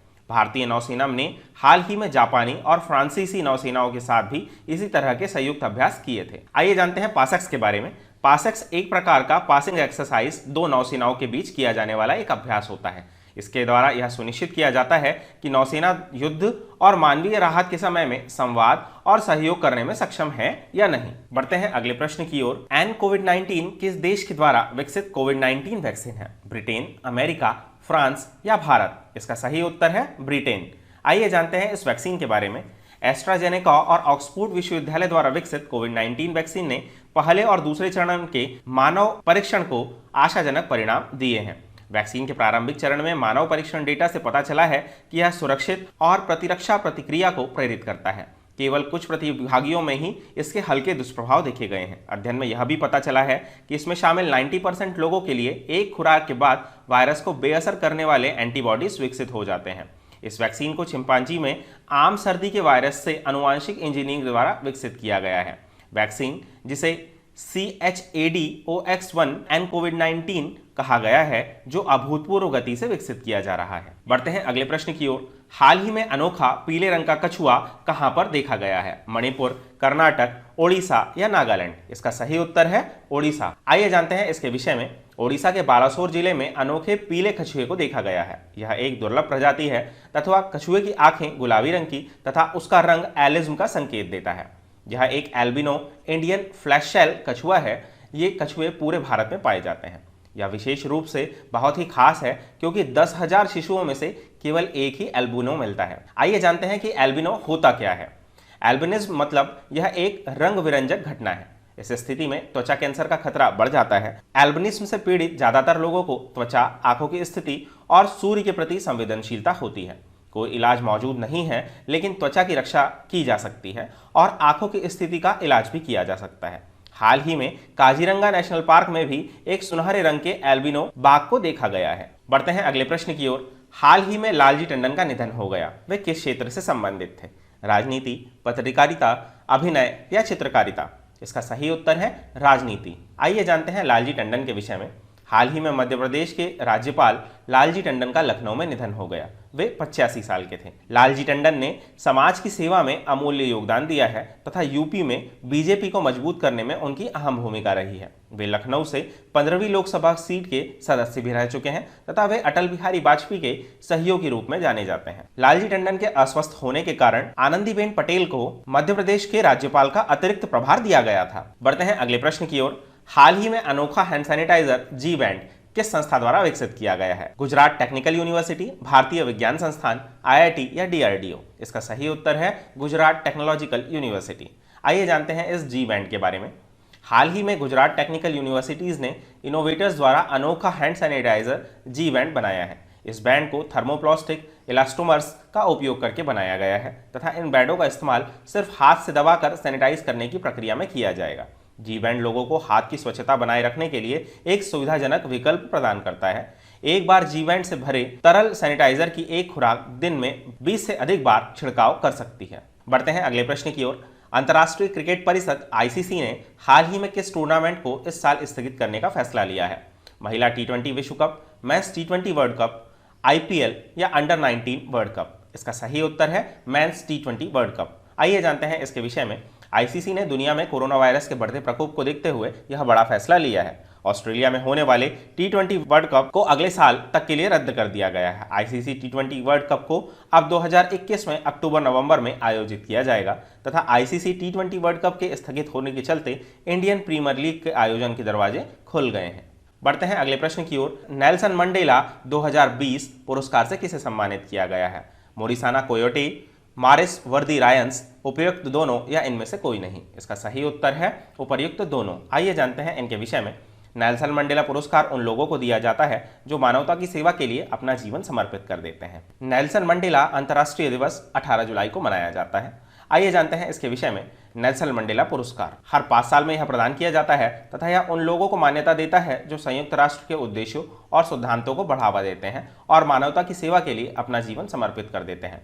मंडेला पुरस्कार की स्थापना जून 2014 में संयुक्त राष्ट्र महासभा के प्रस्ताव के द्वारा की गई। बढ़ते हैं अगले प्रश्न की ओर। हाल ही में सूरज कदे मरदा नहीं नामक पुस्तक किसने लिखी है? बलदेव सिंह, हरमित सिंह, राजेंद्र कौशिक या इनमें से कोई नहीं? इसका सही उत्तर है बलदेव सिंह। आइए जानते हैं इसके विषय में। साहित्य अकादमी पुरस्कार से सम्मानित बलदेव सिंह ने सदा कर्मण द्वारा सूरज कदे मरदा नहीं नामक पुस्तक लिखी है तथा यह पुस्तक स्वतंत्रता सेनानी उधम सिंह के कई पहलुओं का वर्णन करती है। पुस्तक का हाल ही में विमोचन किया गया है और इसे उधम सिंह की 80वीं पुण्यतिथि 31 जुलाई 2020 को औपचारिक रूप से लॉन्च किया जाएगा। आइए जानते हैं बलदेव सिंह के बारे में। बलदेव सिंह सदाकर्मण को साल 2011 में उनके उपन्यास धावन दिल्ली की किंगरे के लिए साहित्य अकादमी पुरस्कार दिया गया है। इसके अलावा महाराजा रणजीत सिंह के जीवन पर लिखे उपन्यास सूरज दी आग के लिए ढान पुरस्कार जीता था। बढ़ते हैं अगले प्रश्न की ओर। हाल ही में जॉन लुइस का निधन हुआ। वे किस देश के नागरिक अधिकारों का आंदोलन से जुड़े हुए थे? ब्रिटेन, अमेरिका, फ्रांस या भारत? इसका सही उत्तर है अमेरिका। आइए जानते हैं जॉन लुइस के बारे में। जॉन लुइस जो अमेरिका के नागरिक अधिकार आंदोलन के अग्रणी थे, हाल ही में 80 साल की आयु में उनका निधन हो गया। उन्होंने वर्ष 1986 में अटलांटा के संयुक्त राज्य अमेरिका के प्रतिनिधि सभा में प्रवेश किया था और लंबे समय तक इसके सदस्य रहे हैं। बढ़ते हैं अगले प्रश्न की ओर। किस केंद्रीय मंत्रालय ने प्रस्तावों की आसान क्लियरेंस के लिए निवेश क्लियरेंस सेल की स्थापना की है? नागरिक उड्डयन मंत्रालय, मानव संसाधन विकास मंत्रालय, विदेश मंत्रालय या वित्त मंत्रालय? इसका सही उत्तर है नागरिक उड्डयन मंत्रालय। आइए जानते हैं इसके विषय में। केंद्रीय नागरिक उड्डयन मंत्रालय ने हाल ही में एक निवेश क्लियरेंस सेल आईसीसी की स्थापना की है जिसका उद्देश्य प्रस्तावों की सहायता और मंजूरी प्रदान करना है। आईसीसी ने 10 सदस्य शामिल होंगे और इसकी अध्यक्षता मंत्रालय में एक संयुक्त सचिव करेगा। सेल निवेश को आकर्षित करने के लिए एकल खिड़की प्रणाली आयोजित की जाएगी और यह निवेशकों के बीच राज्यों के साथ मिलकर काम करेगी। बढ़ते हैं अगले प्रश्न की ओर। हाल ही में किस राज्य सरकार ने बाह्य विकास शुल्क की लंबित देयता की एकमुश्त वसूली के लिए समाधान से विकास नामक योजना शुरू की है? कर्नाटक, तमिलनाडु, पंजाब या हरियाणा? इसका सही उत्तर है हरियाणा। आइए जानते हैं इसके विषय में। इस योजना को केंद्रीय योजना विवाद से विश्वास के तर्ज पर विकसित किया गया है। इस योजना के समान ही वर्ष 2018 में बाह्य विकास शुल्क पुनर्निर्धारण नीति प्रस्ताव भी प्रस्तुत किया गया था। हरियाणा विकास और शहरी क्षेत्रों के नियमन 1976 के अनुसार एक लाइसेंसधारी भवन निर्माता को बाह्य विकास शुल्क का भुगतान तय मानदंडों के आधार पर करना होगा। अवसंरचनात्मक विकास शुल्क यह भवन निर्माताओं द्वारा राज्य में प्रमुख बुनियादी ढांचागत परियोजनाओं के विकास हेतु भुगतान किए जाने वाले शुल्क होते हैं, जिसे इंफ्रास्ट्रक्चर डेवलपमेंट फीस भी कहा जाता है। दोस्तों आइए बढ़ते हैं आज के पहले प्रश्न की ओर। हाल ही में भारत ने किस देश की राजधानी में आपातकालीन चिकित्सा सेवाओं की स्थापना के लिए समझौते पर हस्ताक्षर किए हैं? श्रीलंका, नेपाल, मालदीव या भूटान? इसका सही उत्तर है मालदीव। आइए जानते हैं इस समझौते के बारे में। हाल ही में माले में आपातकालीन चिकित्सा सेवाओं की स्थापना के लिए भारत और मालदीव ने एक समझौते पर हस्ताक्षर किए हैं। इस आपातकालीन चिकित्सा सेवाओं की इकाई से आपातकालीन स्थिति में बेहतर देखभाल हो सकेगी। यह भारत द्वारा मालदीव में 2 करोड़ अमेरिकी डॉलर की अनुदान सहायता के तहत उपलब्ध कराई गई लघु और मध्यम परियोजनाओं में से एक है। इस वर्ष के अंत तक सभी शेष परियोजनाओं के पूरा होने की उम्मीद भी है। स्वास्थ्य क्षेत्र में सहयोग भारत और मालदीव की साझेदारी के प्रमुख क्षेत्रों में से है। भारत ने महामारी से निपटने के लिए मालदीव की आवश्यकताओं को पूरा करने के लिए पूर्ण समर्थन दिया हुआ है। भारत ने 14 सदस्यीय चिकित्सा दल भी मालदीव भेजा है। साथ ही SCQ गोलियां और अन्य दवाओं के निर्यात के लिए भी छूट प्रदान की है। आइए जानते हैं मालदीव के विषय में। यह दक्षिण एशिया में एक छोटा सा द्वीप राष्ट्र है। यह एशियाई महाद्वीप की मुख्य भूमि से लगभग 700 किलोमीटर दूर है, जो श्रीलंका और भारत के दक्षिण पश्चिम में स्थित है। इसकी राजधानी माले है तथा यहाँ की मुद्रा मालदीवियन रुपया है। आइए बढ़ते हैं अगले प्रश्न की ओर। हाल ही में किस राज्य सरकार ने मुख्यमंत्री घर घर राशन योजना शुरू करने का निर्णय लिया है? पंजाब, बिहार, झारखंड या दिल्ली? इसका सही उत्तर है दिल्ली। आइए जानते हैं इस योजना के विषय में। दिल्ली सरकार ने हाल ही में बड़ा फैसला लेते हुए घर घर राशन योजना को मंजूरी दे दी है। इस योजना के लागू हो जाने से अब लोगों को राशन की दुकान जाने की आवश्यकता नहीं होगी। सरकार गरीब लोगों के घर तक राशन पहुंचाएगी तथा केजरीवाल सरकार ने कहा है कि योजना में लागू होने पर लोगों को घर घर राशन भिजवाया जाएगा, उन्हें राशन की दुकान पर नहीं आना जाना पड़ेगा। होम डिलीवरी के तहत गेहूं की जगह आटा दिया जाएगा तथा यह योजना 6-7 महीने में शुरू होने की उम्मीद है। आइए बढ़ते हैं अगले प्रश्न की ओर। किस वैश्विक संगठन ने भारत में युवा इंडिया नाम का एक गठबंधन शुरू किया है? यूनिसेफ, एशियाई विकास बैंक, रेड क्रॉस या सार्क? इसका सही उत्तर है यूनिसेफ। आइए जानते हैं समझौते के विषय में। युवा मामलों और खेल मंत्रालय ने देश के युवा स्वयं सेवकों को मजबूत करने के लिए यूनिसेफ के साथ भागीदारी की है ताकि आत्मनिर्भर भारत अभियान का लक्ष्य हासिल किया जा सके। ऐसे उपायों के जरिए भारत को आत्मनिर्भर बनाना है। भारत सरकार ने यूनिसेफ के युवा के साथ एक बयान पर हस्ताक्षर किए हैं। यह यूनिसेफ द्वारा गठित एक बहुहिस्सेदारी धारक मंच भी है। आप सभी को यूनिसेफ के बारे में भी जानना चाहिए। यूनिसेफ से जुड़ी हुई जानकारियां आप सभी कमेंट करके बताएं। बढ़ते हैं अगले प्रश्न की ओर। डीआरडीओ द्वारा भारतीय सेना को वास्तविक नियंत्रण रेखा पर सटीक निगरानी करने के लिए कौन सा ड्रोन सौंपा गया है? निशान, तेजस, प्रथम या भारत? इसका सही उत्तर है भारत। आइए जानते हैं इस ड्रोन के विषय में। रक्षा अनुसंधान और विकास संगठन मतलब डीआरडीओ द्वारा भारतीय सेना को भारत नामक ड्रोन को सौंप दिया गया है। स्वदेशी रूप से विकसित किए गए यह ड्रोन पूर्वी लद्दाख में वास्तविक नियंत्रण रेखा के अधिक ऊंचाई वाले क्षेत्रों सहित पहाड़ी इलाकों में सटीक निगरानी करने के लिए बनाया गया है। आइए जानते हैं भारत ड्रोन के विषय में। दुनिया के सबसे हल्के और तेज ड्रोन निगरानी प्रणाली में से एक है जिसे भारत ने बनाया है। भारत ड्रोन कृत्रिम बुद्धिमत्ता से लैस है, मतलब आर्टिफिशियल इंटेलिजेंस से लैस है तथा ड्रोन को दोस्तों से दुश्मनों तक पता लगाने में मदद करता है और उनके अनुसार कार्रवाई करने में भी मदद करता है। इसे अत्यधिक ठंडे क्षेत्रों में तापमान में काम करने के लिए भी बनाया गया है। ड्रोन को बेहद खराब मौसम में काम करने के लिए विकसित किया गया है। इतना ही नहीं बल्कि ड्रोन मिशनों के दौरान सीधा वीडियो प्रसारण भी प्रदान करने में सक्षम है। साथ ही इसमें रात में काम करने की भी क्षमता है। यह उन घुसपैठियों का भी पता लगा सकता है जो घने जंगलों में छिप जाते हैं। बढ़ते हैं अगले प्रश्न की ओर। हाल ही में स्पेस एक्स द्वारा दक्षिण कोरिया के किस पहले सैन्य उपग्रह को सफलतापूर्वक लॉन्च किया गया है? एनासिस सेकेंड, इरेस 2, स्पुतनिक सेकेंड या प्रॉस्पेरो X3? इसका सही उत्तर है एनासिस सेकेंड। आइए जानते हैं इस उपग्रह के बारे में। स्पेस एक्स जो अमेरिका की एक निजी कंपनी है के द्वारा दक्षिण कोरिया के पहले सैन्य उपग्रह एनासिस सेकेंड का सफलतापूर्वक लॉन्च किया गया है। इस उपग्रह को फॉल्कन 9 रॉकेट द्वारा भू स्थिर अंतरण कक्षा मतलब जियो स्टेशनरी ट्रांसफर ऑर्बिट में स्थापित किया गया था। इसे अमेरिका के फ्लोरिडा में स्थित कैप कैनावेल एयरफोर्स स्टेशन से लॉन्च किया गया है तथा इस प्रक्षेपण के साथ दक्षिण कोरिया सैन्य उपग्रह मिलिट्री कम्युनिकेशन सैटेलाइट का स्वामित्व वाला यह 10वां देश बन गया है जो सटीक और सुरक्षित सैन्य सूचना प्रदान करेगा। एनासिस सेकेंड को पहले कैमिटसैट कॉम्फर्स नाम दिया गया था। यह कोरोसेट 5 या एनासिस फर्स्ट उपग्रह का स्थान लेगा जिसे 2006 में लॉन्च किया गया था, जो एक संयुक्त सिविल और सैन्य संचार उपग्रह है। आइए जानते हैं दक्षिण कोरिया के बारे में। दक्षिण कोरिया के राष्ट्रपति मून जे इन है। यहाँ की राजधानी सियोल है तथा यहाँ की मुद्रा दक्षिण कोरियाई येन है। आइए जानते हैं स्पेसएक्स के बारे में। स्पेसएक्स के संस्थापक और सीईओ एलन मास्क है। इसके अध्यक्ष और सीईओ ग्वेन शॉटवेल है तथा इसकी स्थापना 2002 में की गई थी। इसका मुख्यालय कैलिफोर्निया संयुक्त राज्य अमेरिका में है। आप सभी को पता होगा कि स्पेसएक्स का उद्देश्य मार्स पर इंसानी बस्तियां बसाने से है। बढ़ते हैं अगले प्रश्न की ओर। रक्षा मंत्रालय ने भारतीय सेना के लिए बारूदी सुरंग हटाने वाले उपकरणों की खरीद के लिए किस कंपनी के साथ अनुबंध किया है? भारतीय earth movers, DRDO, HIL India limited या इनमें से कोई नहीं? इसका सही उत्तर है भारतीय अर्थ मूवर्स लिमिटेड। आइए जानते हैं इसके विषय में।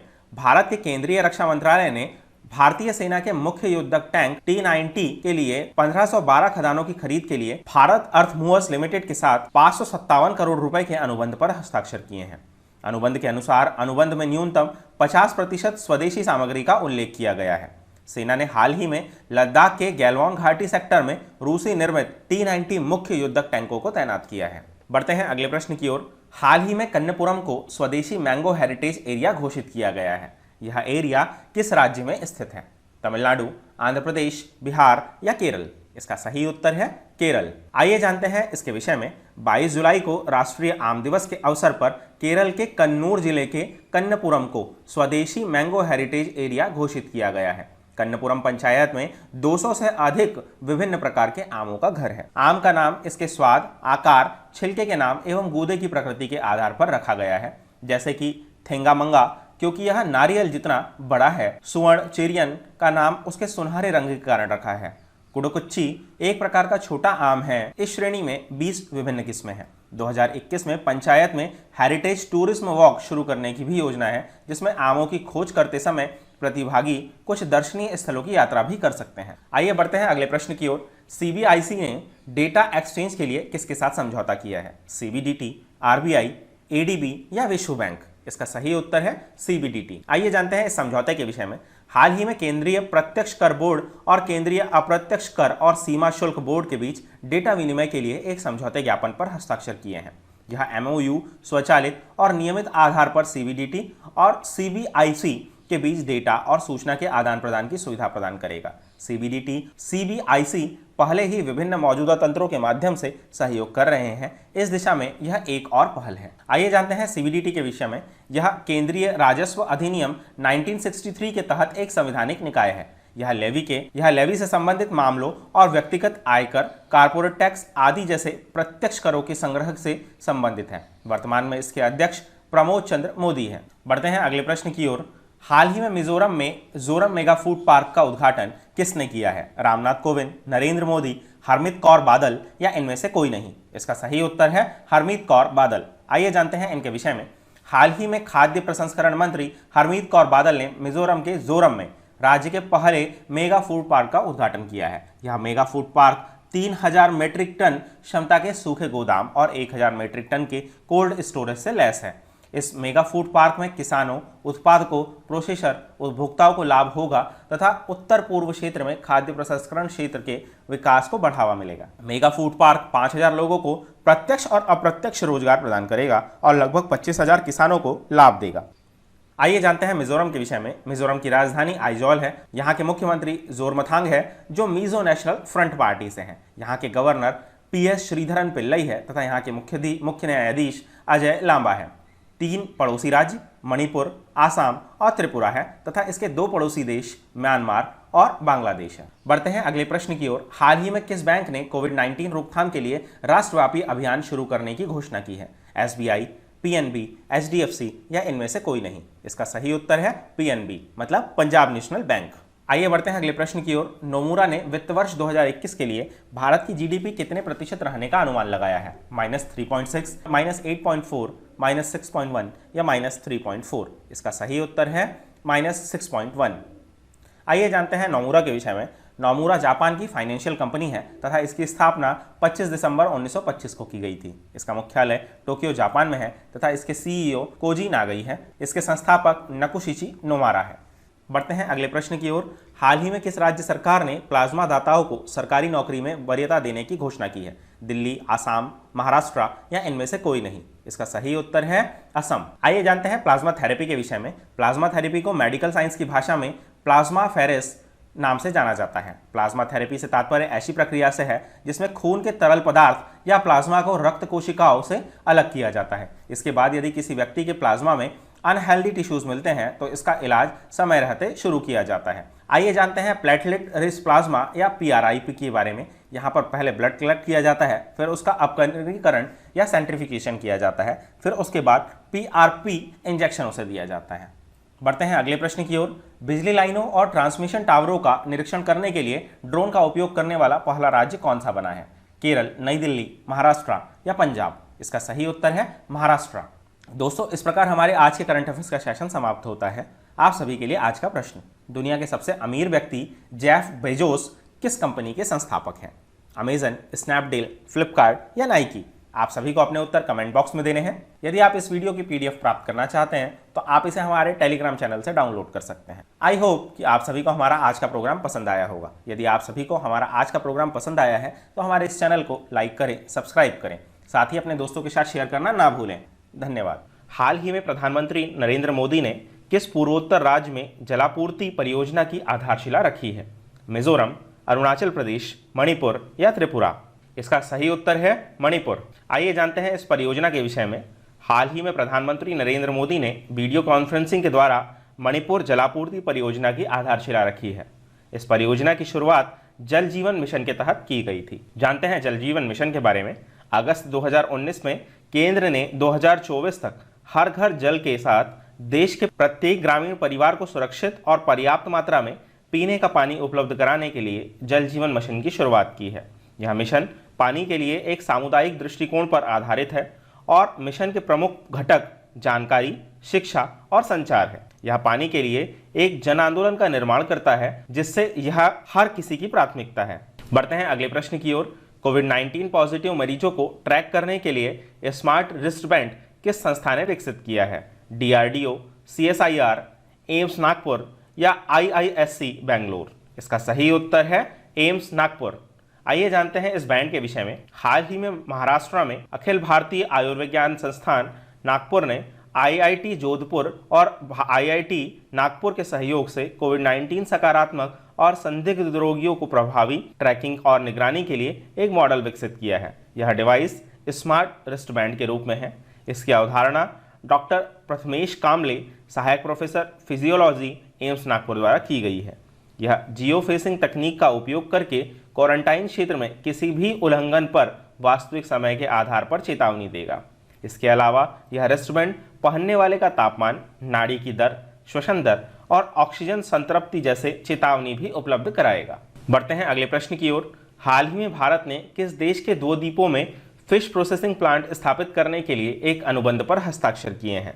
वियतनाम, श्रीलंका, मालदीव या लाओस? इसका सही उत्तर है मालदीव। आइए जानते हैं इस अनुबंध के विषय में।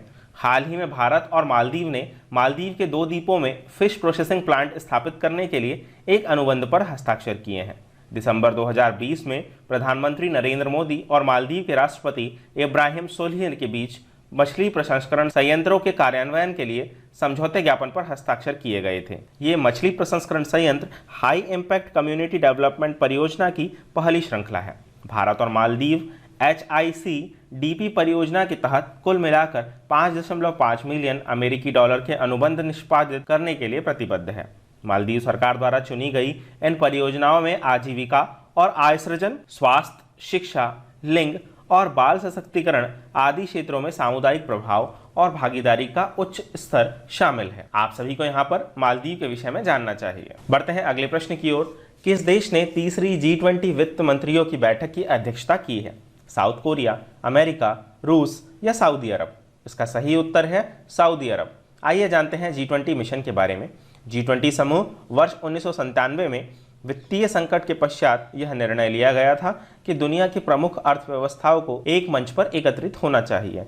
G20 समूह की स्थापना वर्ष 1999 में 7 देशों America, Canada, Britain, Germany, Japan, France और इटली के विदेश मंत्रियों द्वारा की गई थी। आइए जानते हैं G20 के उद्देश्य के बारे में। G20 का उद्देश्य वैश्विक वित्त को प्रबंधित करना है। जानते हैं G20 में शामिल देशों के विषय में। इस फोरम में भारत समेत 19 देश तथा यूरोपीय संघ भी शामिल है, जिसमें अर्जेंटीना, ऑस्ट्रेलिया, ब्राज़ील, कनाडा, चीन, यूरोपीय union, France, Germany, Bharat, Indonesia, Italy, Japan, Mexico, रूस, सऊदी अरब, दक्षिण अफ्रीका, दक्षिण कोरिया, तुर्की, यूनाइटेड किंगडम और संयुक्त राष्ट्र अमेरिका शामिल है। आप सभी को मैप में इन G20 देशों को भी देखना चाहिए। बढ़ते हैं अगले प्रश्न की ओर। हाल ही में भारत ने किस देश में 4,475 ऑक्सीजन कंसंट्रेटर की पहली खेप प्राप्त की है? फ्रांस, अमेरिका, सिंगापुर या जापान? इसका सही उत्तर है सिंगापुर। आइए जानते हैं इसके विषय में। हाल ही में भारत के स्वास्थ्य मंत्री अश्विनी कुमार चौबे ने टेमासेक फाउंडेशन सिंगापुर से 4,475 ऑक्सीजन कंसंट्रेटर की पहली खेप प्राप्त की है। फाउंडेशन के द्वारा भारत को कुल 20,000 ऑक्सीजन कंसंट्रेटर प्रदान किए जाएंगे। शेष ऑक्सीजन कंसंट्रेटर अगले महीने प्राप्त होंगे। ये उपकरण कोविड-19 के मध्यम मामलों के प्रबंधन में काफ़ी मददगार साबित हो सकते हैं।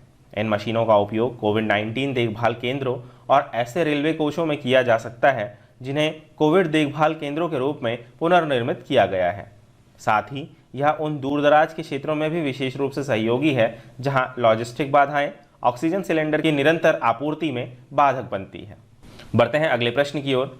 किस देश ने बांग्लादेश के चट्टोग्राम बंदरगाह के माध्यम से अपना परीक्षण कंटेनर जहाज MV शिवज्योति भेजा? भारत, फ्रांस, अमेरिका या सिंगापुर? इसका सही उत्तर है भारत। आइए जानते हैं इसके विषय में। भारत के बांग्लादेश के चट्टोग्राम बंदरगाह के माध्यम से कोलकाता से अगरतला के लिए अपना पहला परीक्षण कंटेनर MV शिवज्योति भेजा है। जहाज में भारत के उत्तर पूर्वी राज्यों में स्थानांतरित होने के लिए लोहे की सलाखें और दालें हैं। जहाज में बांग्लादेश के व्यापारियों द्वारा आयातित कंटेनर भी है तथा यह हाल ही में चट्टोग्राम पोर्ट पर आया है। बढ़ते हैं अगले प्रश्न की ओर। किसने anti tank guided missile ATGM ध्रुव का सफलतापूर्वक परीक्षण किया है? इसरो, नासा, एंड या DRDO? इसका सही उत्तर है DRDO। आइए जानते हैं ध्रुवशस्त्र के बारे में। भारत के स्वदेशी रूप से विकसित एंटी टैंक गाइडेड मिसाइल ध्रुवशस्त्र का उड़ान परीक्षण सफलतापूर्वक पूरा कर लिया गया है। यह उड़ान परीक्षण ओडिशा के चांदीपुर में एकीकृत परीक्षण रेंज में किया गया। ध्रुवशस्त्र एक anti tank guided missile ATGM है जिसे रक्षा अनुसंधान और विकास संगठन DRDO द्वारा विकसित किया गया है। यह नाग हेलिना हेलीकॉप्टर का एक संस्करण है। बढ़ते हैं अगले प्रश्न की ओर। किस राज्य सरकार ने आरोग्यश्री स्वास्थ्य सेवा योजना शुरू की है? हरियाणा, आंध्र प्रदेश, मणिपुर या मिजोरम? इसका सही उत्तर है आंध्र प्रदेश। आइए जानते हैं आरोग्यश्री स्वास्थ्य योजना के विषय में। आरोग्यश्री स्वास्थ्य योजना का उद्देश्य गरीबों को मुफ्त चिकित्सा प्रदान करना है। बढ़ते हैं अगले प्रश्न की ओर। कौन सा देश जनवरी 2021 में हांगकांग वासियों के लिए अपनी नागरिकता प्राप्त करने के लिए एक नया विशेष मार्ग खोलने वाला है? अमेरिका, भारत, रूस या ब्रिटेन? इसका सही उत्तर है ब्रिटेन। आइए जानते हैं इसके विषय में। हाल ही में ब्रिटेन की सरकार ने घोषणा की है कि वह जनवरी 2021 में पात्र हांगकांग वासियों के लिए ब्रिटिश नागरिकता प्राप्त करने के लिए एक नया विशेष मार्ग खोलेगी। चीन द्वारा हांगकांग पर एक नया व्यापक राष्ट्रीय सुरक्षा कानून लागू करने के बाद आव्रजन नियमों में यह बदलाव लाया गया है। पात्र हांगकांग वासी ब्रिटेन में किसी भी कौशल स्तर पर और वेतन सीमा के बिना किसी भी पद पर पहुंच सकते हैं। ये लोग नए रास्ते से यूके आएंगे और वे 5 साल तक यूके में रहने के बाद स्थायी रूप से ब्रिटेन में बसने के लिए आवेदन कर सकेंगे। फिर अगले 12 महीनों के बाद वे ब्रिटिश नागरिकता के लिए आवेदन कर सकते हैं। ब्रिटेन ने हांगकांग को उसके पूर्व उपनिवेश चीन को 1997 में एक वन कंट्री टू सिस्टम ढांचे के तहत सौंप दिया था। बढ़ते हैं अगले प्रश्न की ओर। हाल ही में हिंसक अपराध पर नकेल कसने के लिए किस देश ने ऑपरेशन लीजेंट शुरू किया है? चीन, अमेरिका, भारत या जापान? इसका सही उत्तर है अमेरिका। आइए जानते हैं इसके विषय में। हाल ही में अमेरिकी राष्ट्रपति डोनाल्ड ट्रंप ने ऑपरेशन लीजेंट शुरू किया है। इस ऑपरेशन के तहत 3 नवंबर 2020 को आने वाले राष्ट्रपति चुनाव के दौरान कानून और व्यवस्था बनाए रखी जाएगी। इसके अंतर्गत हिंसक अपराध पर नकेल कसने के लिए अधिक से अधिक अमेरिकी शहरों में संघीय एजेंटों को भेजने की योजना है। इसके तहत शिकागो और अल्बुकर्क, न्यू मैक्सिको जैसे शहरों को शामिल करने के लिए ऑपरेशन लीजेंट कार्यक्रम का विस्तार किया गया है। ऑपरेशन का नाम लीजेंट तौलीफेरा के नाम पर रखा गया है तथा इस 4 साल के बच्चे की मिसौरी के कंसास शहर में गोली मारकर हत्या कर दी गई थी। ऑपरेशन को राष्ट्रपति ट्रंप द्वारा कानून प्रवर्तन और सैन्य प्रयासों के वृद्धि के रूप में लागू किया गया है ताकि हाल ही में जॉर्ज फ्लॉयड की हत्या के विरोध के परिणाम स्वरूप आपराधिक दंगा प्रवृत्ति को नष्ट किया जा सके। बढ़ते हैं अगले प्रश्न की ओर। किसने मानवता के लिए गुल्बेकियन पुरस्कार जीता है? Greta Thunberg, S Hussain Zaidi, मोरिसाना कोएट या मोरियाना वर्दिनॉयस? इसका सही उत्तर है ग्रेटा थनबर्ग। आइए जानते हैं इनके विषय में। ग्रेटा थनबर्ग 17 साल की है और यह स्वीडन देश की है। गुलबर्गिया पुरस्कार मानव व पर्यावरण संरक्षण के लिए प्रदान किए जाते हैं। उन्होंने जलवायु परिवर्तन से निपटने के लिए युवा पीढ़ी को जुटाने में उनके प्रयासों के लिए सम्मानित किया गया है। ग्रेटा थनबर्ग 2018 में स्वीडिश संसद के बाहर विरोध प्रदर्शन शुरू करने के बाद सुर्खियों में आई थी, जिसके बाद उन्हें वैश्विक स्तर पर इसे बढ़ाया और दुनिया भर के बच्चों द्वारा स्कूल हड़ताल का नेतृत्व किया। आइए जानते हैं गुल्बेरियन पुरस्कारों के बारे में। मानवता के लिए दिया जाने वाला गुल्बेकियन पुरस्कार व्यक्तिगत, समूहों अथवा दुनिया भर के संगठनों को जलवायु परिवर्तन के अनुकूल होने के लिए अपनी नवीनता, नवाचार और प्रभावी प्रयासों के लिए दिया जाता है। ग्रेटा थनबर्ग को यहाँ पर 1 बिलियन की राशि प्रदान की जाएगी। बढ़ते हैं अगले प्रश्न की ओर।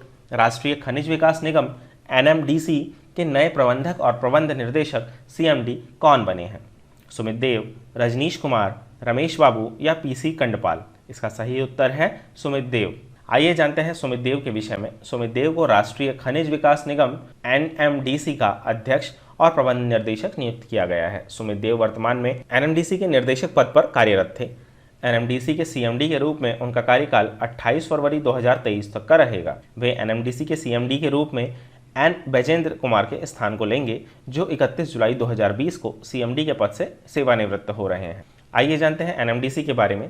राष्ट्रीय खनिज विकास निगम भारत सरकार का एक लौह अयस्क खनन प्रमुख इकाई है। बढ़ते हैं अगले प्रश्न की ओर। SBI जनरल इंश्योरेंस के नए MD CEO कौन नियुक्त किए गए हैं? PC कंडपाल, नीरज व्यास, दीपक मित्तल या सौरभ शर्मा? इसका सही उत्तर है PC कंडपाल। आइए जानते हैं इनके विषय में। प्रकाश चंद्र कंडपाल को गैर जीवन बीमा कंपनी SBI जनरल इंश्योरेंस का प्रबंध निर्देशक और मुख्य कार्यकारी अधिकारी नियुक्त किया गया है। वह जून 2019 से SBI जनरल इंश्योरेंस के डिप्टी CEO के रूप में सेवारत हैं। वह भूषण महापात्रा की जगह लेंगे, जिन्हें अब निर्देशक रणनीतिक निवेश पद पर नियुक्त किया गया है। बढ़ते हैं अगले प्रश्न की ओर। टूनस मीडिया अवार्ड से किसे सम्मानित किया गया है? केसीवन, रजनीश कुमार, अर्नब चौधरी या मात्सुक असाकावा? इसका सही उत्तर है अर्नब चौधरी।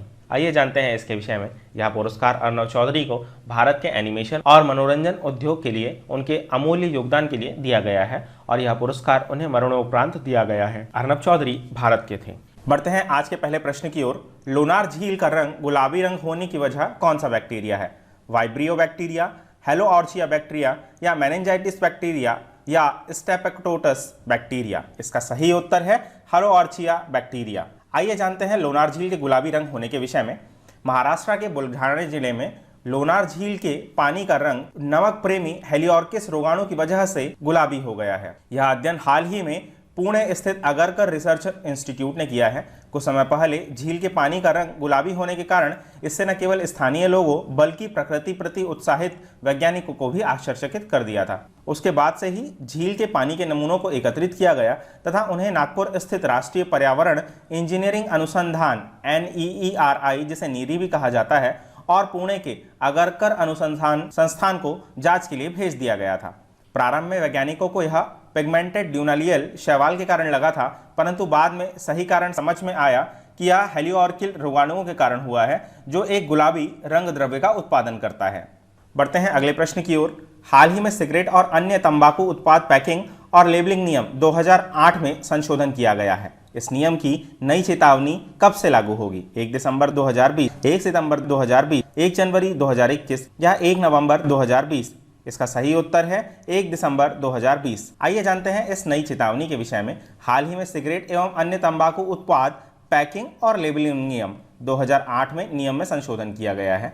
इसके साथ ही केंद्रीय स्वास्थ्य मंत्रालय ने सभी तंबाकू उत्पादों के लिए स्वास्थ्य चेतावनी के नए सेटों को अधिसूचित किया है। इसमें कहा गया है कि सिगरेट या किसी भी तंबाकू उत्पाद के निर्माण, उत्पादन और आपूर्ति में प्रत्यक्ष या अप्रत्यक्ष रूप से लगे हुए किसी भी व्यक्ति को यह सुनिश्चित करना होगा कि सभी तंबाकू उत्पाद पैकेजों पर स्वास्थ्य चेतावनी निर्दिष्ट है। यह चेतावनी 1 दिसंबर 2020 से लागू होगी। इसके अनुसार तंबाकू उत्पादों के पैक्स पर मुद्रित होने वाले टेक्स्ट संदेश हैं, तंबाकू दर्दनाक मौत का कारण बनता है।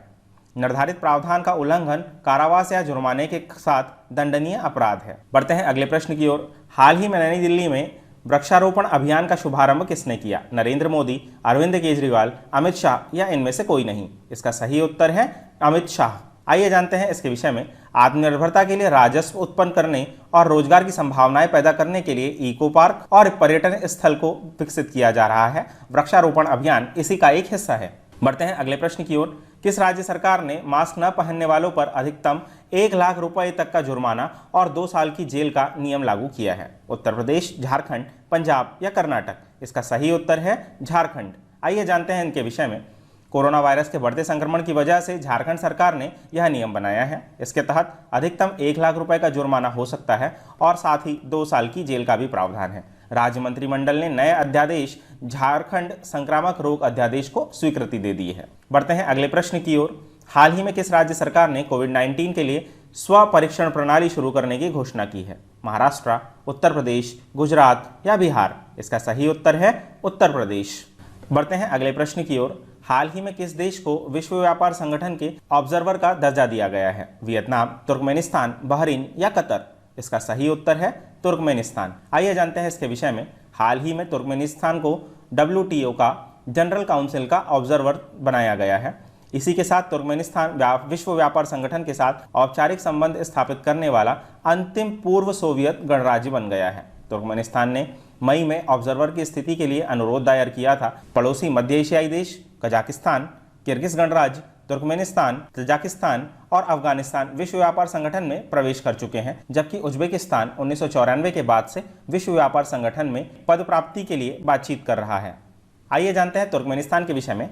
यह मध्य एशिया का एक देश है जो कैस्पियन सागर और कराकुम रेगिस्तान से घिरा हुआ है। आप सभी को इसकी स्थिति मैप पर देखना चाहिए। इसकी राजधानी अशगाबाद है और मुद्रा तुर्कमेनिस्तान मनत है। तुर्कमेनिस्तान के राष्ट्रपति गुरबागुली बर्दिमुहम्मदोव है। आइए जानते हैं WTO के विषय में। WTO का full form world trade organisation है। विश्व व्यापार संगठन विश्व की सबसे प्रमुख मौद्रिक संस्था है जो विश्व व्यापार के लिए दिशा निर्देश को जारी करती है। इसकी स्थापना 1 जनवरी 1995 को हुई थी। इसका मुख्यालय जेनेवा, स्विट्जरलैंड में है। इसके सदस्य देश 160 सदस्य देश हैं। इसकी आधिकारिक भाषाएं अंग्रेजी, फ्रेंच और स्पेनिश है। इसके महानिर्देशक रॉबर्टो अजेवेडो है। WTO की सबसे बड़ी संस्था मंत्रिपरिषद सम्मेलन है तथा यह प्रत्येक 2 वर्ष में अन्य कार्यों के साथ संस्था के महासचिव और मुख्य प्रबंधनकर्ता का चुनाव करती है। साथ ही वह सामान्य परिषद का भी काम देखती है। बढ़ते हैं अगले प्रश्न की ओर। फाइटर जेट राफेल के घातक मिसाइल हैमर लगाने के लिए एयरफोर्स ने किस देश को इस मिसाइल का इमरजेंसी ऑर्डर दिया है? USA, इजराइल, फ्रांस या रूस? इसका सही उत्तर है फ्रांस। आइए जानते हैं इस इमरजेंसी ऑर्डर के विषय में। हैमर मतलब highly agile modular munition extended range. इस मिसाइल को फ्रांस की वायुसेना और नेवी के लिए बनाया गया था। ये आसमान से जमीन पर वार कर सकती है तथा हैमर लद्दाख जैसे पहाड़ी इलाकों में भी मजबूत से मजबूत शेल्टर और बंकरों को तबाह कर सकती है। इससे 60 से 70 किलोमीटर रेंज तक का टारगेट तबाह किया जा सकता है। भारत ने फ्रांस को 2016 में 36 राफेल फाइटर जेट की डील की थी। 36 में से 30 फाइटर जेट्स होंगे तथा 6 ट्रेनिंग क्राफ्ट्स होंगे। बढ़ते हैं अगले प्रश्न की ओर। हाल ही में किस देश ने मंगल के लिए अपना पहला स्वतंत्र मिशन ताइवान फर्स्ट लॉन्च किया है? अमेरिका, चीन, जापान या इनमें से कोई नहीं? इसका सही उत्तर है चीन। आइए जानते हैं ताइवान 1 के बारे में। चीन ने इसे लॉन्ग मार्च 5 रॉकेट के द्वारा लॉन्च किया है। ताइवान में एक ऑर्बिटर, एक लैंडर और एक रोवर लगा हुआ है तथा यह फरवरी 2021 में इस मंगल की कक्षा तक पहुंचेगा। ऑर्बिटर 3 महीने तक मंगल ग्रह का चक्कर लगाएगा तथा उसके बाद इसमें से लैंडर और रोवर निकलकर मंगल ग्रह पर उतरेगा। यह रोवर वहां के वातावरण, मिट्टी और चट्टानों पर रिसर्च के लिए डाटा भेजेगा। तियानवेन शब्द का अर्थ स्वर्ग से सवाल पूछना होता है। बढ़ते हैं अगले प्रश्न की ओर। हाल ही में रक्षा मंत्रालय ने भारतीय थल सेना में महिला अधिकारियों को स्थायी कमीशन देने के लिए औपचारिक सरकारी मंजूरी पत्र जारी कर दिया है। इस आदेश के द्वारा सेना की कितनी शाखाओं में लघु सेवा कमीशन की महिला अधिकारियों को स्थायी कमीशन दिया जाएगा? 7, 3, 8 या 10? इसका सही उत्तर है 10 शाखाएं। आइए जानते हैं इसके विषय में। हाल ही में रक्षा मंत्रालय ने भारतीय थल सेना में महिला अधिकारियों को स्थायी कमीशन के लिए औपचारिक सरकारी मंजूरी पत्र जारी कर दिया है। इस आदेश से भारतीय सेना की 10 शाखाओं में लघु सेवा कमीशन की महिला अधिकारियों को स्थायी कमीशन दिया जाएगा। इन शाखाओं में army air defence, signals, engineers, army aviation, electronics and mechanical engineers, army service corps, army ordinance corps और इंटेलिजेंस कॉर्प्स शामिल है। जज एवं एडवोकेट जनरल और आर्मी एजुकेशन कॉर्प्स में महिला अधिकारियों को पहले से ही स्थायी कमीशन दिया जा रहा है। इसी के साथ सेना में महिला अधिकारियों को बड़ी जिम्मेदारी देने का रास्ता खुल गया है। बढ़ते हैं अगले प्रश्न की ओर। हाल ही में किस राज्य सरकार ने स्वयं सहायता समूहों की मदद के लिए अमूल के साथ समझौता किया है? हरियाणा, महाराष्ट्र, आंध्र प्रदेश या इनमें से कोई नहीं? इसका सही उत्तर है आंध्र प्रदेश। आइए जानते हैं समझौते के विषय में। वर्तमान में अमूल गुजरात, दिल्ली, NCR और उत्तर प्रदेश में मुख्य तौर पर प्रतिदिन 140 लाख लीटर दूध बेचती है। उसके अन्य डेयरी उत्पादों की बिक्री भी देश भर में होती है। इसके अलावा रेड्डी ने राज्य में चीनी सहकारी मॉडल के पुनरुद्धार को भी समीक्षा कर अधिकारियों को योजना बनाने के निर्देश दिए हैं। यह समझौता महिलाओं के जीवन में बहुत बड़ा परिवर्तन लेकर आएगा। आप सभी को यहाँ पर अमूल का फुल फॉर्म याद रखना होगा, साथ ही इसकी tagline the taste of India है। बढ़ते हैं अगले प्रश्न की ओर। हाल ही में चर्चा में रहने वाला इंडसैट क्या है? सैटेलाइट, नई तितली की प्रजाति, एक पात्रता परीक्षा या सुपर कंप्यूटर? इसका सही उत्तर है एक पात्रता परीक्षा। आइए जानते हैं इंडसैट के बारे में। हाल ही में मानव संसाधन और विकास मंत्रालय ने स्टडी वन इंडिया कार्यक्रम के तहत पहली बार इंडियन स्कॉलास्टिक असेसमेंट टेस्ट 2020 आयोजित किया। यह चुनिंदा भारतीय विश्वविद्यालयों के अध्ययन के लिए विदेशी छात्रों को छात्रवृत्ति और प्रवेश प्रदान करने के लिए आयोजित एक परीक्षा है तथा परीक्षा राष्ट्रीय परीक्षण एजेंसी जिसे NTA द्वारा प्रचलित इंटरनेट मोड में आयोजित की गई थी। इसमें Nepal, Ethiopia, Bangladesh, Bhutan, Uganda, Tanzania, Rwanda, Sri Lanka, Kenya, Zambia, Indonesia और मॉरिशस के लगभग 5000 उम्मीदवार शामिल हुए। इंडसैट स्कोर फॉर इंडिया प्रोग्राम के तहत छात्रवृत्ति के आवंटन के लिए स्नातक और पोस्ट ग्रेजुएट प्रोग्राम में छात्रवृत्ति और प्रवेश के लिए मेधावी छात्रों को शॉर्टलिस्ट करने के लिए एक मानदंड के रूप में काम करेगा। बढ़ते हैं अगले प्रश्न की ओर। हाल ही में किस IAS अधिकारी को ब्रिक्स मानद सलाहकार के रूप में नियुक्त किया गया है? टीना डाभी, ईरा सिंघल, कनिष्क कटारिया या इनमें से कोई नहीं? इसका सही उत्तर है टीना डाभी। आइए जानते हैं इसके विषय में।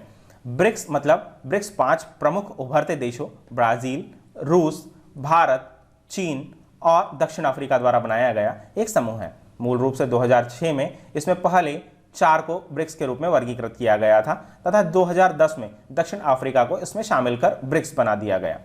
यह देश एक साथ मिलकर 42% जनसंख्या, 23% GDP और 30% भौगोलिक क्षेत्र, साथ ही 18% वैश्विक व्यापार का प्रतिनिधित्व करते हैं।